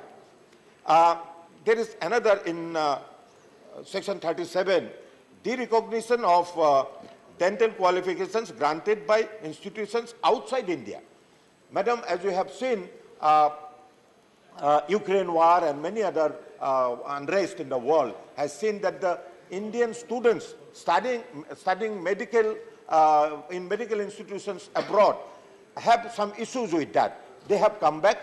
If their degrees are derecognized and if they cannot practice, their entire family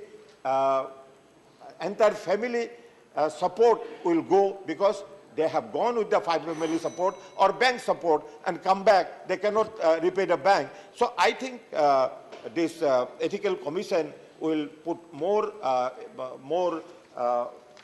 attention into it, and few words on the establishment of medical education institutes. I really, this country is happy that every district is going to have a medical college. At the same time, it will have one nursing college also. In the last budget, Honorable Prime Minister has declared that along with the medical college in every district, there will be a nursing college. Madam, you are quite aware that the nursing institutes in Northeastern region are very few. Although many in number nurses comes from Northeastern region, and there is great demand abroad also because of their English language and their sincerity and discipline. They are needed. Every other country needed all of them, and there is great demand. But I'm not saying that we should send all of them abroad, and then we'll have a shortage of nurses in our own hospitals. So I think the ratio or the balance will be made. A mechanism can be established which will maintain the balance between nurses going abroad and nurses demand for nurses in our own country. So I have nothing much more on nursing and midwifery bill commission bill. With this, I thank and congratulate Honorable Prime Minister and Honorable Health Minister and his team in the Health Ministry. Thank you very much. Srimati Mamata Mohanta.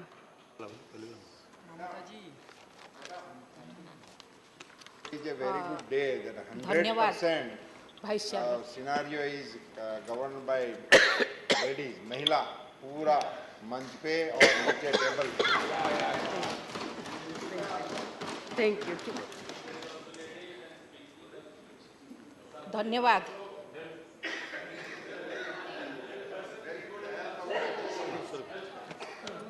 धन्यवाद vice chairman महोदया. मैं मेरे party Biju Janata Dal का तरफ से the national nursing and midwifery commission bill 2023 के आलोचना पर भाग ले रही हूँ. महोदया, दुनिया में सेवा से बढ़कर कोई काम नहीं है. इस सेवा क्षेत्रों में जुड़े सभी को मैं इस पवित्र गृह से नमन करती हूँ. सेवा का नाम लेते ही पहले मदर टेरेसा का नाम आती है. सेवा के लिए उनको नोबेल प्राइज मिला है. ये बात सेवा क्षेत्रों को कितना गुरुत्व मिलना चाहिए वही बताता है. इस सेवा क्षेत्र से जुड़े सभी सेवक और सेविका के लिए कुछ करने के वक्त आया है. महोदय, इस राष्ट्रीय नर्सिंग और मिडवाइफरी कमीशन बिल 2023 लोकसभा में पारित हुआ है. ये भारतीय नर्सिंग काउंसिल अधिनियम 1947 में संपर्कित है. यहाँ नर्सिंग और मिडवाइफरी क्षेत्रों में कार्य कर रहे सभी के शिक्षा, सेवा और उन्नत मान का गुरुत्व दे रहा है. इस बिल में इन सभी क्षेत्रों के लिए गठित कमीशन में 29 सदस्य रहेंगे. इस कमीशन के अध्यक्ष का नर्सिंग और मिडवाइफरी क्षेत्रों में स्नातक समेत 20 साल का अनुभव रहेगा और बाकी सदस्य स्वास्थ्य विभाग, राष्ट्रीय चिकित्सा आयोग क्षेत्रों से रहेंगे. इस कमीशन शिक्षा नीति प्रस्तुत करेगी. शिक्षादान केंद्र की नियमित जांच, शिक्षादान केंद्रों में शिक्षा व्यवस्था का सुधार के लिए अध्यापक का नियुक्ति आदि विभिन्न स्तर पर नजर रखेंगे. केंद्र सरकार एक परिषद स्थापन करेगी. ये परिषद राष्ट्रीय काउंसिल को उपदेश और सहयोग करेगी. महोदय, बिल के हिसाब से इस कमीशन के अधीन 3 बोर्ड गठन होगा जो परीक्षा, शिक्षा केंद्र का रैंकिंग पर और शिक्षा नीति, स्वास्थ्य क्षेत्रों के ऊपर नज़र रखेंगे. सभी राज्यों के एक कमीशन गठन होगा जहां 10 सदस्य रहेंगे. स्वास्थ्य विभाग क्षेत्र, नर्सिंग कॉलेज और नर्सिंग क्षेत्रों में काम करने वाले सदस्य रह सकते हैं. राज्य के कमीशन राष्ट्रीय कमीशन के हिसाब से सभी राज्य करेगा. इस कमीशन गठन होने के बाद कमीशन कार्य शुरू होगा तो अभिज्ञता प्राप्त सेवक या सेविका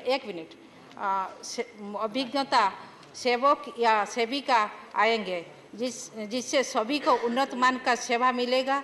इसके साथ सेवा का प्रकृत मूल्य सब समझेंगे. माननीय मंत्री जी को मैं धन्यवाद दूंगी इस महत्वपूर्ण बिल को राज्यसभा में आगत करने के लिए। इस बिल को मैं समर्थन करती हूँ। धन्यवाद। Shri V. Vijay Sai Reddy. Thank you, Vice Chairperson, Madam. Madam, both National Nursing Commission Bill 2023 and National Dental Commission Bill 2023, both the bills are at another progressive legislations and about the bringing crucial reforms in the medical sector. I, on behalf of my party, YSR Congress Party, and my leader, congratulate Mansukh Mandavia ji and support the bills, both the bills. Madam, I have only 3 points to be brought to the notice of the Honorable Minister. The first point is the 85 to 90% of the adults have got the dental cavities, including myself. I also have got the dental. It is no fault of the minister, but still I am bringing it to the notice. Along with about 60 to 80% children, madam. Over 50% of the Indians with dental health issues receive treatment advice from some other dentists, such as chemists, not really dentists, chemists, madam. This is the problem. In 2020, India achieved more than ideal dentists to population. Number of dentists to that of the population proportion ratio is about 1:5,000 as against 1:7,500 recommended by WHO. It's really good. Madam, however, there is a great urban-rural mismatch, which I would like to bring to the notice of the minister, with the ratio reaching 1:1 lakh, urban-rural mismatch. There is a severe lack of awareness about the mental and oral health and disease in these rural areas, and access to the education is lower in the rural areas, madam. I have one suggestion to be made to the minister. Madam, National Dental Commission should take the initiatives to assign each dental college to each rural area, every rural area, and appoint one dentist for each primary health center, as the dentists play a key role in educating the rural people. This is the suggestion what I would like to make to the Honorable Minister. And the second point which I would like to bring to his notice is, there are startling vacancies in the dental colleges, not the hospitals. There are vacancies, which means that we are not able to absorb the dental students into the system.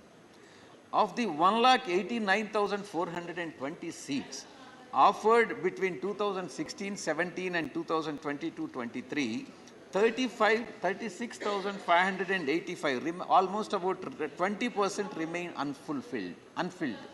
unfilled.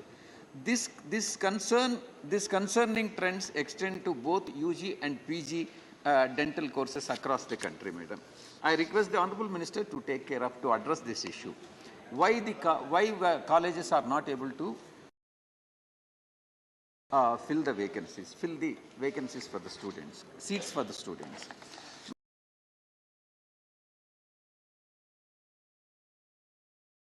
Taken or implemented in this regard. I request the Honorable Minister to take care of these issues. And for the last point, madam, particularly the nurses, the nursing, insofar as nursing is concerned, given the nursing profession is largely dominated by women,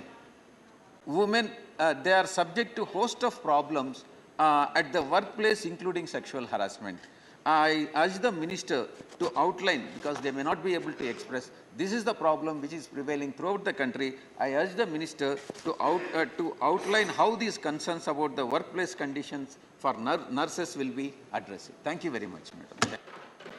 Shri Kanaka Medala Ravindra Kumar. Thank you, Deputy Chairman, madam, for giving this opportunity to speak on the bills, National Dental Commission Bill and National Nursing and Midwifery Commission. Sir, this bill, madam, this bill provides, wide section 4 speaks about the composition of National Dental Commission. As per the provisions of section 4 of the bill, there is no place for states in the composition of National Dental Commission. And states will be represented in the National Dental Commission only as a part-time members. That too, not all the states. Only 10 members on rotational basis. But the procedure for appointment and eligibility criteria for appointment of such members have not been specified in the Act. The 10 members who will be nominated by the states and union territories in Dental Advisory Council on rotation basis from among the nominees of the states and union territories under Clause C and D of the subsection 2 of 11 of the Dental Advisory Council. The bill has no provision for containing and prescribing the procedure with regard to that. The procedure will be prescribed later under the rules that will be framed by the executive. Act is in vain. But 9 members to be appointed on rotational basis from among the nominees of the states and union territories under Clause E of subsection 2 and section 11 of State Dental Council. So to be a member of in the National Dental Council, one has to be a member of either Dental Advisory Council or State Dental Council. Then only their respective name will be considered for the membership in National Dental Commission. Not all the members from the state and UT will become a member of National Dental Commission. Some will be selected on rotational basis. These procedural aspects and creates some doubt, and it has to be clarified. It is in vague. And sir, the students with regard to the get admission into dentist course after writing NEET examination conducted as per the National Medical Commission Act.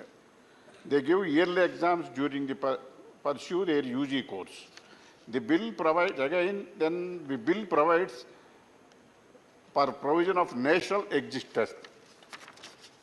As per the provisions of this section, the student pursuing common undergraduate dentist course will have to clear national test to get license for practice of dentistry.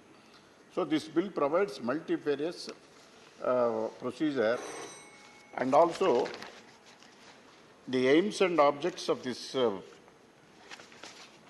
Act. Originally an expert committee was constituted, and subsequently department-related standing committee also recommended with regard to the provisions.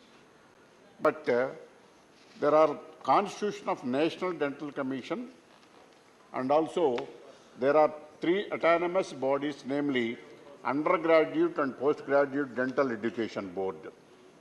Likewise, Dental Assessment and Rating Board, Ethics and Dental Registration Board to regulate professional conduct. Likewise, there are certain ambiguity with regard to the qualified and eligibility of the respective committees to nominate it and to select them by the government. Likewise, the Sir, please certain conclude. principles, Please certain conclude. principles have to be followed. 1 minute. 30 Educational seconds, standards. please conclude. Final, 1.5 minutes. Educational standards, training centers, creating infrastructure and faculty standards, and increasing the number of institutions and training centers, and qualifications and eligibility criteria have to be looked into.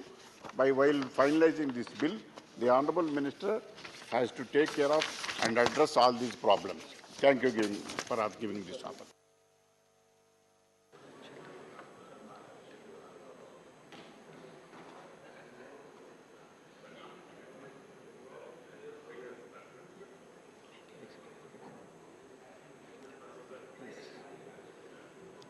Dr. Mansukh Mandavia to reply to the discussion.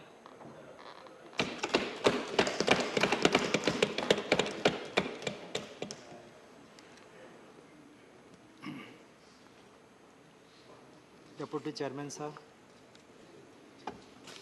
National dental commission एवं national nursing and midwifery commission bill आज सदन में 9 सदस्यों ने bill के समर्थन में अपनी बात रखी। जो सदस्य अपनी बात रखने के लिए खड़े हुए हैं, सभी ने समर्थन दिया है। मैं सभी का अभिनंदन करता हूँ। सुस्मित पात्रा जी, doctor Sikandar Kumar ji, S Niranjan Reddy ji, M Thambi दुराई जी, जी.के. वासन जी, भुवनेश्वर कलिता जी, ममता मोहंता जी, विजय साई रेड्डी जी और कनक मेटला रविंद्र कुमार जी, सभी ने अपनी महत्वपूर्ण बात रखी है। विषय डिप्टी चेयरमैन सर ये है कि हम हेल्थ सेक्टर में जिस तरह से बदलाव कर रहे हैं, मोदी जी हमेशा टोटल में सोचते हैं, वो कभी टोकन में नहीं सोचते हैं, और देश की समय स्थिति के अनुरूप क्या करने की आवश्यकता है। मोदी जी ने अपने पंच प्राण को बताते हुए रेड फोर्ट से कहा था कि हमें विरासत से प्रेरणा लेकर आगे बढ़ना है। हमारी विरासत क्या थी, हमारी क्या विरासत है? विरासत से प्रेरणा लेके हम आगे बढ़े तो हम हमारी समस्या का समाधान ढूंढ सकते हैं। हम सब लोगों ने कोविड क्राइसिस के दरमियान देखा, सारी दुनिया में, मैं तो उस वक्त सारी दुनिया के साथ मीटिंग कर रहा था, बात कर रहा था, सभी विश्व के हेल्थ मिनिस्टर के साथ दैनिक और वर्ल्ड हेल्थ ऑर्गेनाइजेशन के साथ दिन बात होती थी। दुनिया को आश्चर्य था कि हमारे यहाँ लॉकडाउन के सामने एजिटेशन चल रहे हैं, हमारे डॉक्टर्स ड्यूटी पर नहीं जा रहे हैं, हमारी नर्स ड्यूटी पर नहीं जा रही है, हमारे पैरामेडिक स्टाफ ड्यूटी पर नहीं जा रहे हैं। वैसी स्थिति में इंडिया में डॉक्टर भी अपनी सेवाएं दे रहे थे, नर्सिस भी अपनी सेवाएं दे रहे थे। केवल सेवाएं नहीं, अपने प्राण की बिना परवाह करे वो देश के प्रति अपना समर्पण भाव व्यक्त कर रहे थे। ऐसे मेरे डॉक्टर्स, ऐसे मेरे सभी नर्सिस और पैरामेडिक स्टाफ को मैं आज पार्लियामेंट के फ्लोर से अभिनंदन करना चाहता हूँ। और उस वक्त मोदी जी ने उसको विरासत से प्रेरणा ली। विरासत क्या थी हमारी? हमारे देश में हेल्थ एक कभी कॉमर्स नहीं है, और कोई कंट्री के लिए, दुनिया के लिए हो सकता है, लेकिन इंडिया के लिए हेल्थ एक सेवा है। और इसलिए ये देश की जनता में सेवा भाव को प्रोत्साहित करने से हमें फायदा होगा, या तो उसका बेसिक, उसका मन को हम कंट्रोल सकते हैं। मोदी जी ने उस वक्त हमारे हेल्थ वर्कफोर्स के लिए ताली बजाई थी, थाली बजाई थी, आकाश में ट्राई कलर से उसको अभिनंदन किया था, और उसके जवाब में हमारे सारे देश के कोरोना वॉरियर्स लगे और देश को कोविड क्राइसिस से बचा लिया।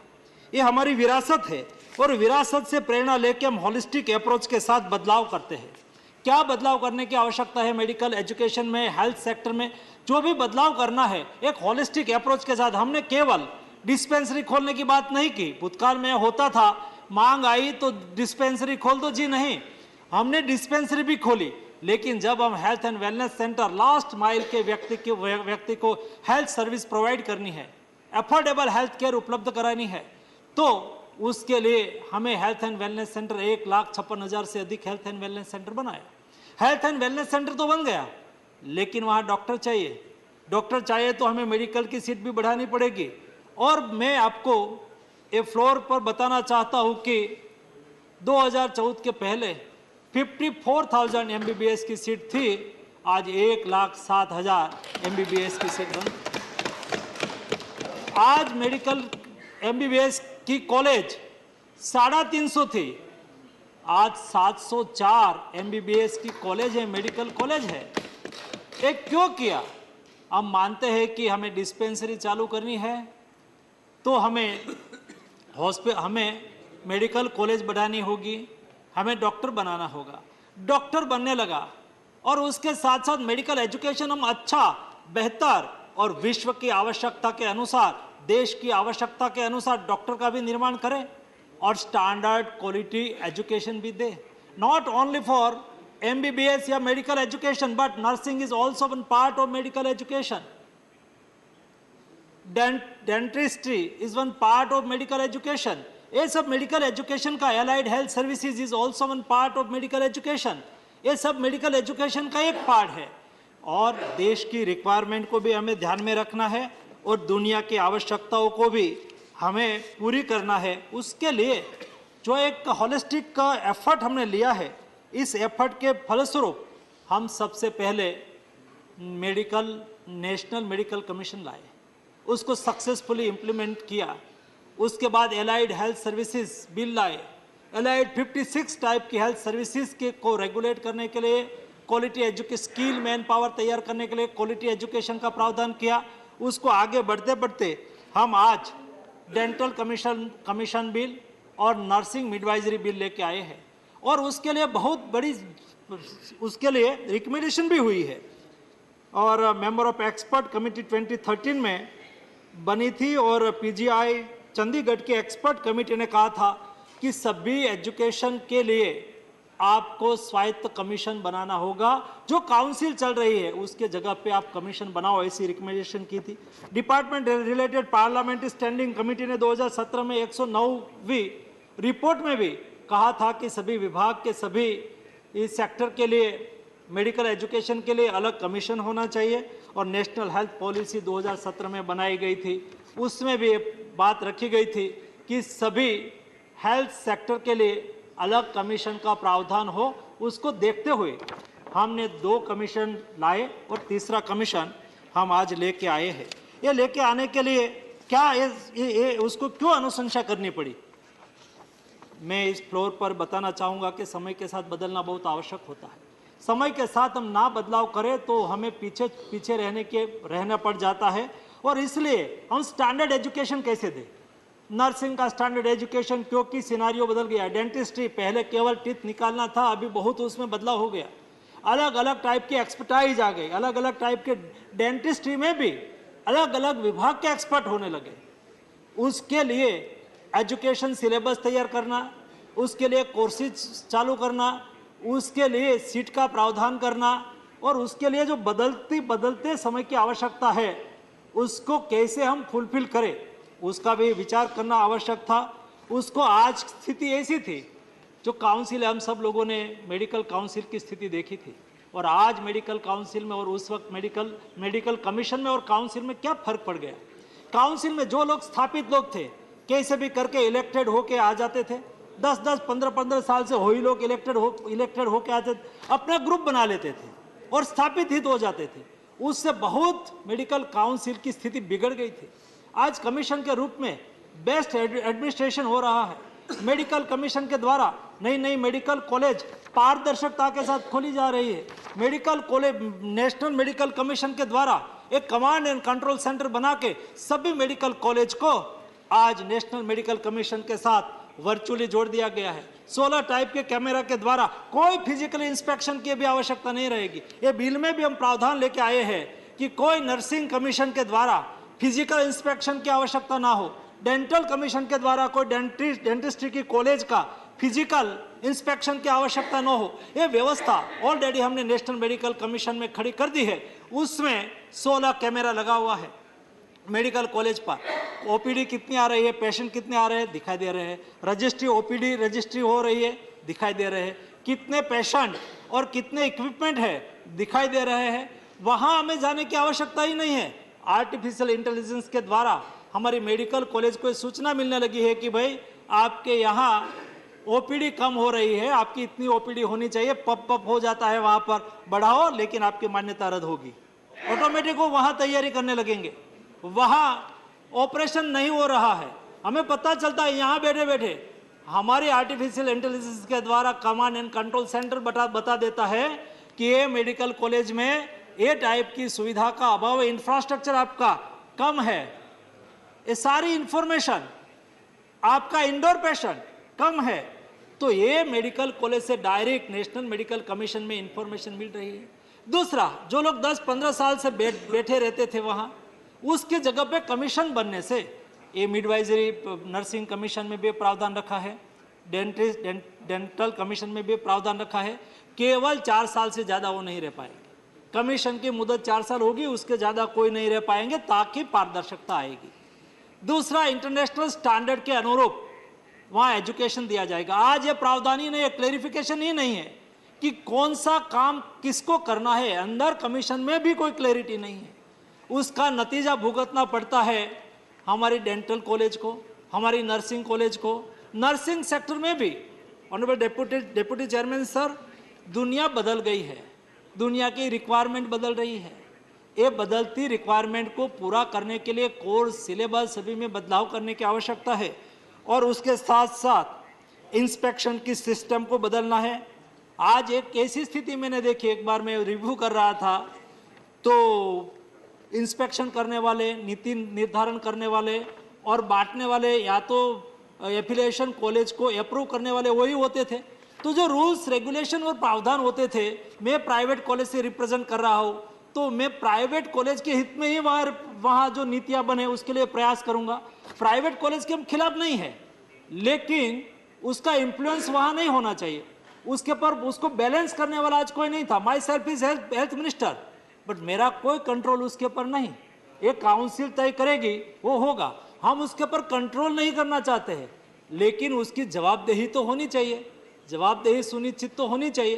तो ये जवाबदेही सुनिश्चित करने के लिए कोई प्रावधान और कोई व्यवस्था ये दोनों काउंसिल में नहीं थी।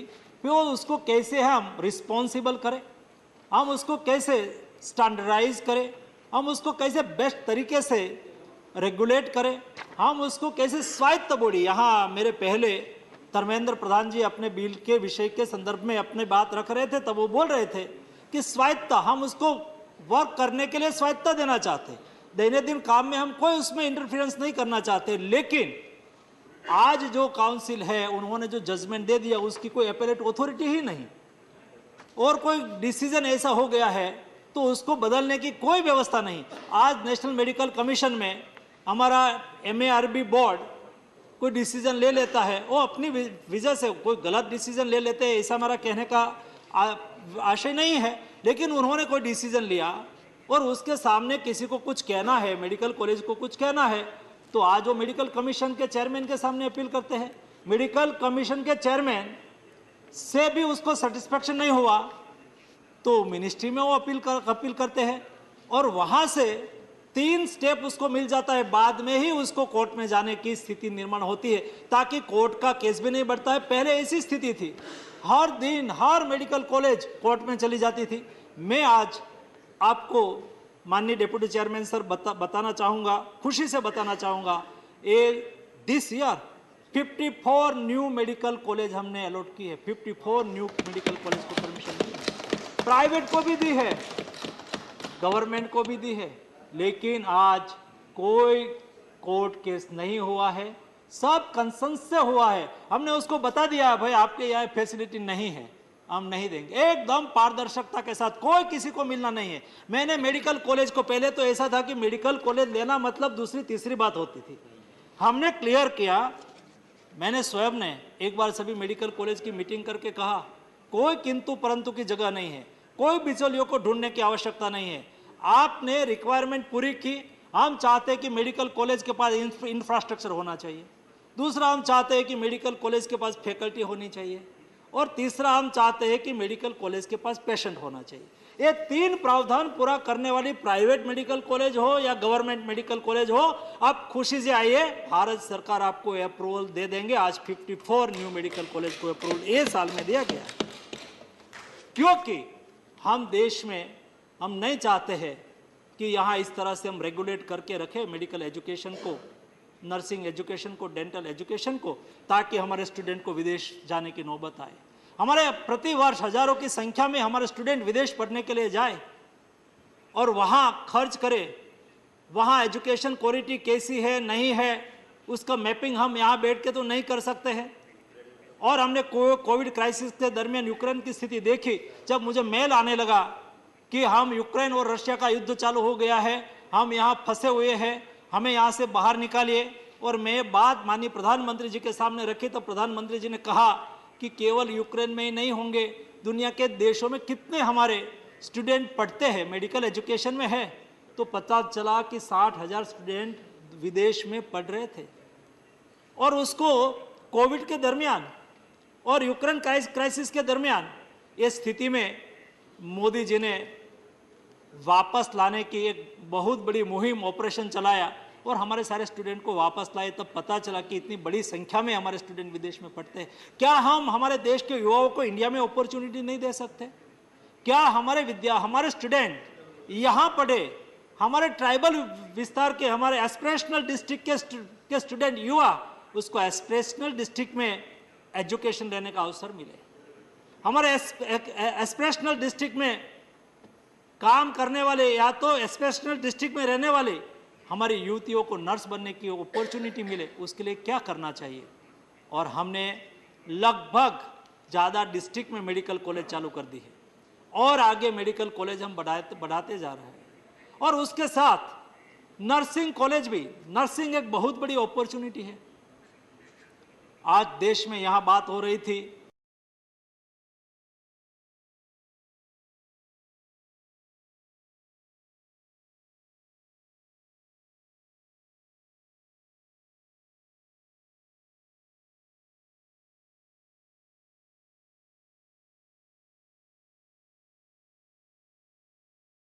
कि डेंटिस्ट, ये हमारा सॉफ्ट पावर है, उससे हम दुनिया की सेवा भी कर सकते हैं और आजीविका भी कमा सकते हैं। हम भली भांति समझते हैं। आज हमारे केरला की नर्सिस, आज हमारे भारत की नर्सिस, आप अमेरिका में जाओ, कल्पना ही नहीं कर सकते भारत के डॉक्टर और भारत के नर्सिंग के बिना वहां का हेल्थ सेक्टर पूरा हो सकता है। जी नहीं, आज अमेरिका की 8% नर्सिस इंडियन नर्सिस है। आप गल्फ कंट्री में चले जाओ, गल्फ कंट्री में ज्यादातर हमारा हेल्थ वर्कफोर्स इंडियन है।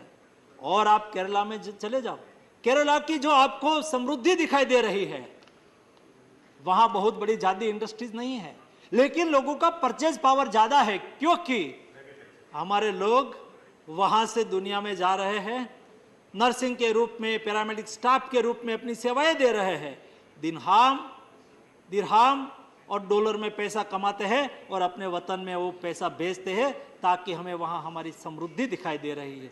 ये समृद्धि को एनकेस करने के लिए देश में नर्सिंग की संख्या बढ़े, हमारी रिक्वायरमेंट पूरी हो। हील बाय इंडिया, हम इंडिया के द्वारा दुनिया को स्वस्थ रखना चाहते हैं। हील बाय इंडिया के तहत वो दुनिया में भी अपनी सेवा दे सके, उसके लिए आज नर्सिंग सेक्टर में भी सिलेबस बदल रहा है। दुनिया की क्या डिमांड है?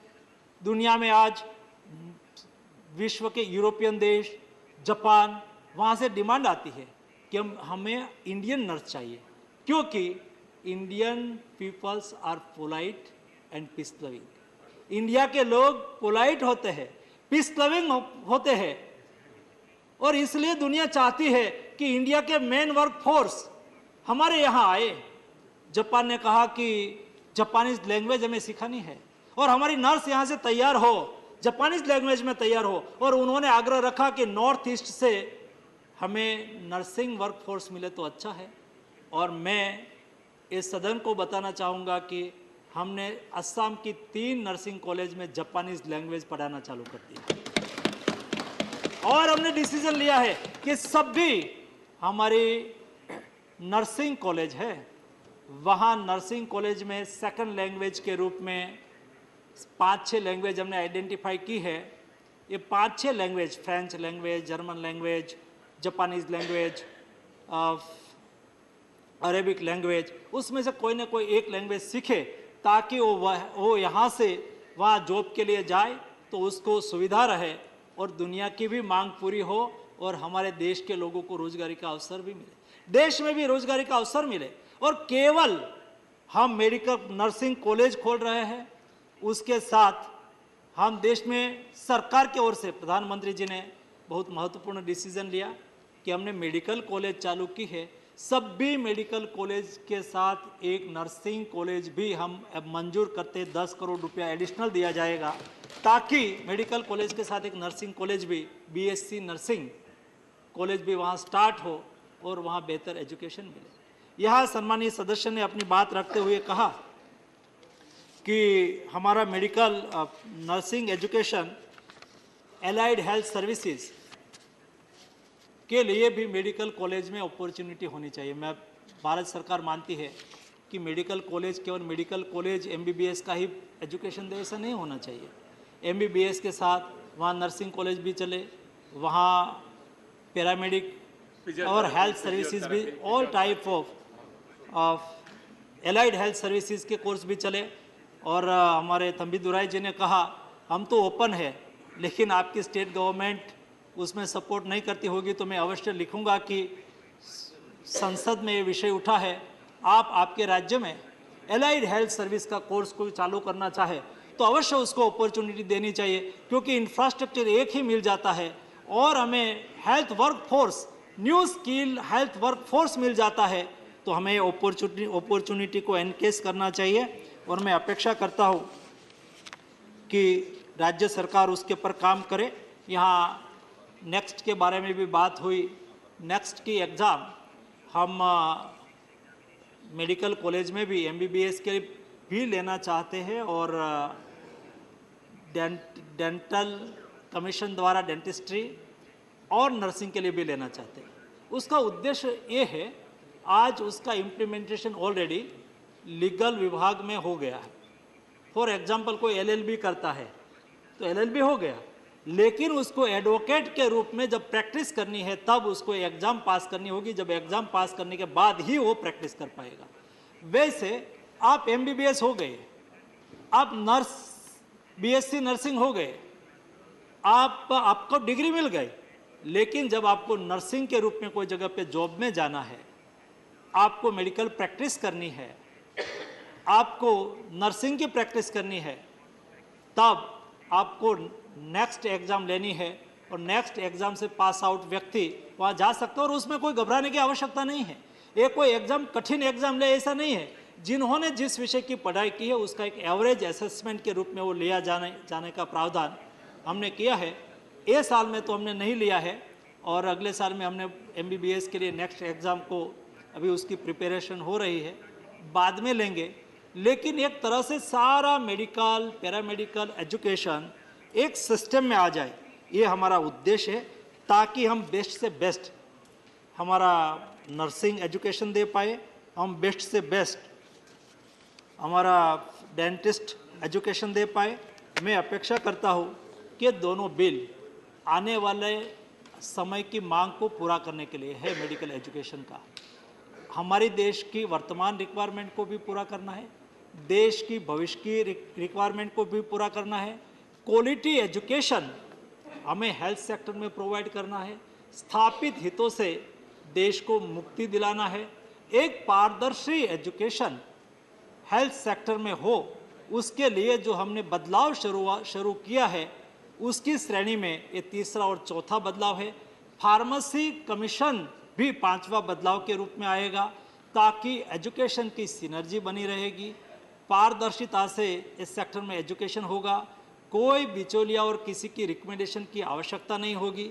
एक बैलेंस एजुकेशन यानी कि एक बेस्ट अपॉर्चुनिटी अपील की दी जाएगी, ताकि उसकी कोई बात को रखना है तो अवश्य रख पाए। डिजिटल टेक्नोलॉजी का उपयोग करना है, आर्टिफिशियल इंटेलिजेंस के साथ असेसमेंट करना है, ह्यूमन इंटरफेरेंस को कम से कम करना है, ताकि एजुकेशन सचमुच एक इंटरनेशनल स्टैंडर्ड का हमारा एजुकेशन बने और दुनिया में छवि होनी चाहिए। आज मुझे प्राउड है, हम सबको प्राउड है, इंडियन डॉक्टर है, दुनिया रिगार्ड करती है। दुनिया को हेल्थ वर्क फोर्स चाहिए तो पहला वो अप्रोच करे इंडिया को कि इंडिया से हमें नर्स मिल रही है, इंडिया से हमें डेंटिस्ट मिल रहा है, इंडिया से हमें डॉक्टर मिल रहा है, इंडिया से हमें अलाइड हेल्थ सर्विस फोर्स मिल रहा है, तो पहली प्रायोरिटी दुनिया के लिए इंडिया होनी चाहिए। ऐसा एजुकेशन स्टैंडर्ड बनाने के लिए हम नर्सिंग कमीशन और डेंटिस्ट कमीशन बिल लेके आया है। एक के बाद एक बिल में आपके सामने रखूंगा और मैं विश्वास करता हूँ, मुझे श्रद्धा है कि यूनानिमसली हम बिल पास करेंगे। I shall first put the motion regarding consideration of the National Dental Commission Bill 2023 to vote. The question is that the National Dental Commission Bill 2023 as passed by Lok Sabha be taken into consideration. Those in favor will please say aye. Aye. Those against will please say no. I think the ayes have it, the ayes have it, the ayes have it. The motion is adopted. We shall now take up clause by clause consideration of the bill. Clause 2 stands part of the bill. Those in favor will please say aye. Aye. Those against will please say no. I think the ayes have it, the ayes have it, the ayes have it. Clause 2 is adopted. Clause 3 stands part of the bill. There is one amendment, number 1 by Dr. V. Sivadasan. Member absent, amendment not moved. I shall now put clause 3 to vote. Those in favor will please say aye. Those against will please say no. I think the ayes have it, the ayes have it, the ayes have it. Clause 3 is adopted. Clause 4 stands part of the bill. There is one amendment. Number 2 by Dr. V. Sivadasan. Member absent. Amendment not moved. I shall now put clause 4 to vote. Those in favor will please say aye. Those against will please say no. I think the ayes have it, the ayes have it, the ayes have it. Clause 4 is adopted. Clause 5 to 11 stand part of the bill. Those in favor will please say aye. Those against will please say no. I think the ayes have it, the ayes have it, the ayes have it. Clauses 5 to 11 are adopted. Clause 12 stands part of the bill. There is one amendment. Number 3 by Dr. V. Sivadasan. Member absent. Amendment not moved. I shall now put clause 12 to vote. Those in favor will please say aye. Those against will please say no. I think the ayes have it, the ayes have it, the ayes have it. Clause 12 is adopted. Clauses 13 to 59 and the schedule stand part of the bill. Those in favor, please say aye. Those against will please say no. I think the ayes have it, the ayes have it, the ayes have it. Clauses 13 to 59 and the schedule are adopted. Clause 1, the enacting formula and the title stand part of the bill. Those in favor will please say aye. Those against will please say no. I think the ayes have it, the ayes have it, the ayes have it. Clause 1, the enacting formula and the title are adopted. Dr. Mansukh Mandavia to move that the bill be passed. Sir मैं प्रस्ताव करता हूं कि national dental commission bill को पारित किया जाए. Motion moved that the bill be passed. The question is that the bill be passed. Those in favor will please say aye. Those against will please say no. I think the ayes have it, the ayes have it, the ayes have it. The bill is passed.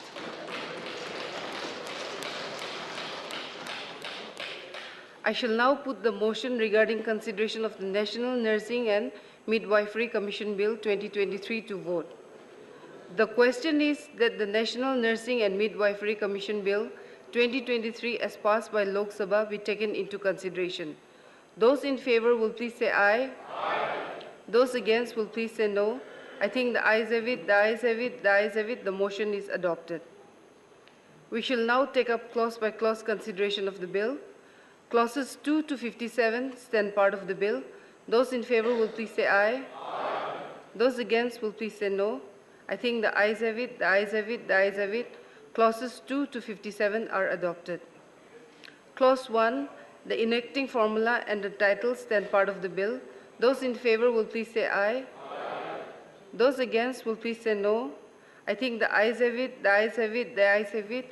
Clause 1, the enacting formula and the title are adopted. Dr. Mansukh Mandavia to move that the bill be passed. Sir मैं प्रस्ताव करता हूं कि national nursing and midwifery commission bill 2023 को पास किया जाए. Motion moved that the bill be passed. The question is that the bill be passed. Those in favor will please say aye.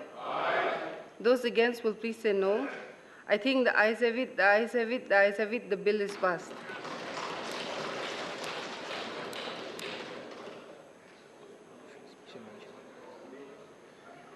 Special mention. Dr. Sushil Kumar Modi, subject concerned over increased cases of suicides among students. Madam, मेरे special mention का subject है concern over increased cases of suicide among students. In 2021, there have been 10,732 suicide cases of students below the age of 18 years. It depicted an increase of 4.5% from the previous year. In the last 5 years, 75 students have committed suicide in IIT, IIM, AIMS, and other top premier institutions. These cases have been increasing at a concerning rate. In Kota this year, police have reported more than 15 suicides. The high number of suicides reflects the severe mental and physical stress the students go through to secure college admissions in the premier universities. The students face severe academic stress and develop mental health issues because of the intensive competition in the medical and engineering examinations. Factors like low self-esteem due to poor scores in examinations at the coaching centers, pressures of parental expectations, financial constraints, and the stigma around poor performance contribute to the students' constantly deteriorating mental health. The consequences of relentless academic pressure are extremely concerning. Thus, I request the government to develop a comprehensive suicide prevention mechanism and implement the same in mission mode to harness the results at the earliest. The government should take a proactive initiative to enhance mental health support within coaching institutes, schools, and universities. The number of counselors available should be increased, and a mechanism should be developed to communicate openly between the students and the counselors. There should be awareness campaign targeting teachers, parents, and students. Increased awareness among the public will help in early identification and treatment of suicidal tendencies. I urge the government to look into the matter. Thank you, sir. Srimati J.B. Mather Hisam. Absent. Srimati Mamta Mahanta. Speak in Odia. महोदया ओडिशार मयूरभंज जिला अधीन बांगरीपोशी ठारू प्रभु जगन्नाथ धाम पुरी पर्यंत नियमित train चले सकाळु एक train Puri जाए एवं संध्यारे पुणी पुरी ठारू एक ट्रेन बांगरीपोशी को आसी थाए ट्रेन नंबर 12891 बांगरीपोशी पुरी जाए थे और ट्रेन नंबर 12892 पुरी ठारू बांगरीपोशी आसी थाए यह एक सुपरफास्ट एक्सप्रेस यही दुई ट्रेन द्वारा अंचलवासी बहुत उपकृत होती केवल मयूरभंज जिला नुहे बालेश्वर भद्रक जाजपुर कटक भुवनेश्वर विभिन्न वर्गर लोक यथा चाकिरिया श्रमिक भली बहुत लोक उपकृत होती मयूरभंज रे ये एकमात्र ट्रेन जहाँकि प्रतिदिन लोक जीवाआसिया करती यही ट्रेन उपरे निर्भर करती तेबे महोदय दीर्घ मास हम पुरी ठारू बांगरीपोशी जाऊथुवा ट्रेन प्रतिदिन 2-3 घंटा विलंब जाऊँगी पुरी ठारू अपराह्न 4:20 छाड़ी भुवनेश्वर को 5:25 पहुँचे सेठारू 5:30 छाड़ी थाए हेले यही ट्रेन पुरी ठारू बाहर 2-3 घंटा विलंब होउची फल लोके बहुत हैरान होउचंती बांगरीपोशी पहुँचवा बेल को राति 2टा हो जाउची रेल कर्तृपक्ष एने गुरुत्व देउना तेणु यही पवित्र गृह मोर अभियोग रखी आपण माध्यम मोर अनुरोध रेल विभाग एप्रति दृष्टि दे लोकों सुविधा पाई ठीक समय ट्रेन चलाचल करिवो बोली आशा करुच्ची धन्यवाद thank you Shri Mohammed Abdullah I lay on a table. Kindly permit me to lay on I lay on a table. Thank you. Thank you. Thank you. Sri A.D. Singh, not present. Sri Muhammad Nadimul Haq, not present.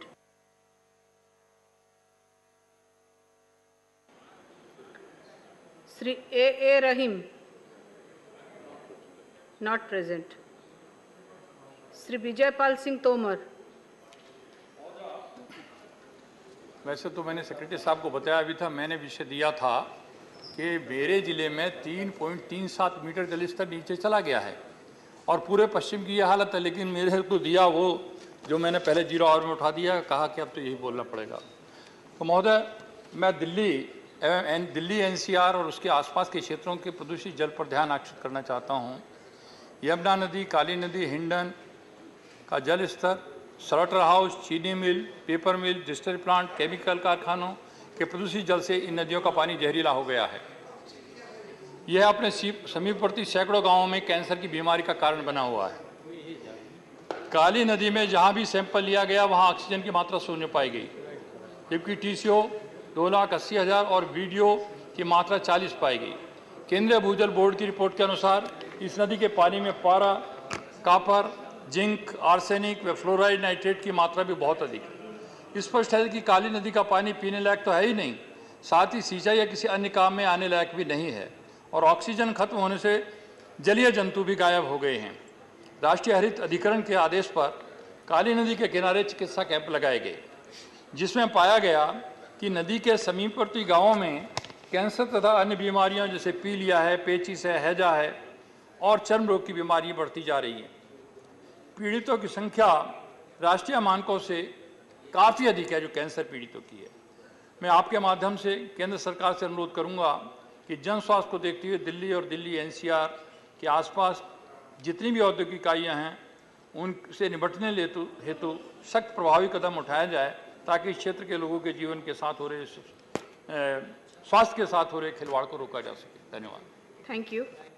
Shri Santosh Kumar P, not present. Shri Sakaldeep Rajbhar. माननीय, आपने इस special mention पर बोलने का अवसर दिया, इसके लिए मैं आपका आभार व्यक्त करता हूं।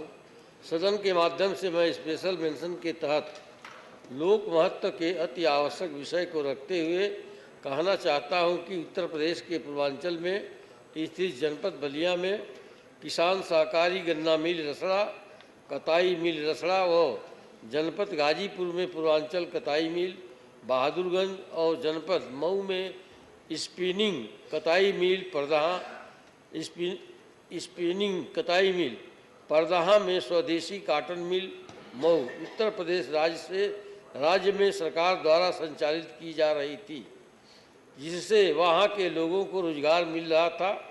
ये सभी उद्यम इन दिनों बंद हो चुके हैं। मिल बंदी के कारण सभी कर्मचारी बेरोजगार होकर भुखमरी के कगार पर पहुंच गए हैं। माननीय महोदया जी, मैं इस विषय को सदन में 15/3/2021 को शून्यकाल के तहत उठाया था। यहाँ के गन्ना मिल बंद होने और आसपास कोई दूसरा मिल न होने के कारण यहाँ के किसान काफ़ी परेशान हैं। किसानों के लिए गन्ना की खेती नकदी फसल के समान होता है, जिससे किसान अपने बच्चों की शिक्षा, शादी विवाह तथा अन्य प्रयोजन के लिए करते हैं। लेकिन गन्ना मिल बंद होने से यहाँ के किसान गन्ने की खेती ही बंद कर दिए। इन सभी मिलों को चालू करने के लिए राज्य सरकार द्वारा 873 करोड़ रुपए मंजूर हुआ, लेकिन यह राशि अभी तक रिलीज नहीं हुई।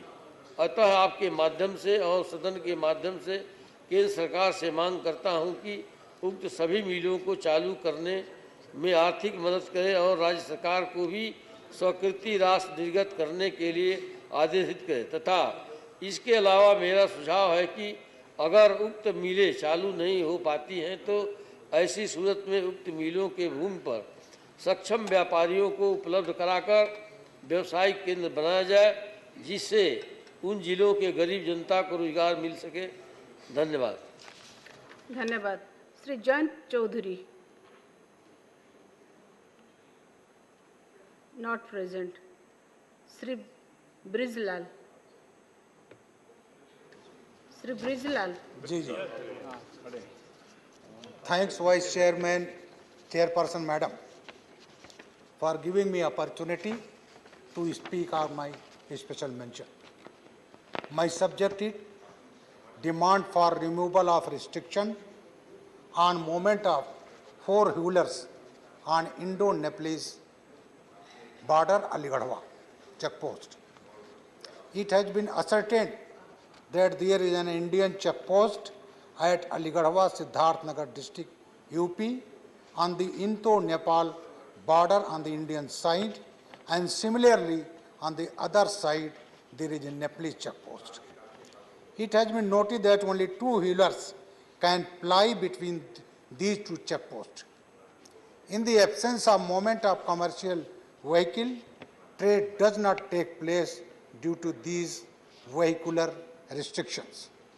These restrictions cause negative economic development of this area. It is also to be worthwhile to mention that earlier bullock carts used to ply on the route before these restrictions came in force, and usual commercial activity were going on unhindered. I urge through you to Honorable External Affairs Minister to make effort to remove restriction on the movement of commercial vehicle between these checkposts. This gesture will improve the economic life on the people of the area. Thanks, madam. Thank you. Sri Hise Lachungpa. Not present. Sri Bhubaneswar Kalita. Thank you, Madam Vice Chairperson, for giving me the opportunity to raise a very important issue on health, of all of our health through special mention, and my subject is need to adopt front of the pack labeling regulations, ensuring warning levels on high fat, sugar and salt foods. Madam, India is facing a huge burden of diseases such as diabetes, heart diseases and cancers. 1 out of 4 adults in India is either diabetic or pre-diabetic according to the latest study. These diseases are responsible for more than 60% of the total deaths in the country, and many are preventable. One of the major reasons of rising number of diabetes and other diseases is because of increasing consumption of junk food, high fat, sugar and salt foods and beverages according to WHO scientific studies. In India, the sale of such unhealthy foods is growing by 19% annually. Sales of food and beverages are shrinking in the West, and companies are descending into emerging economies and targeting vulnerable populations and the children. India needs to come up with strong front of the food pack labeling policy on HFSS foods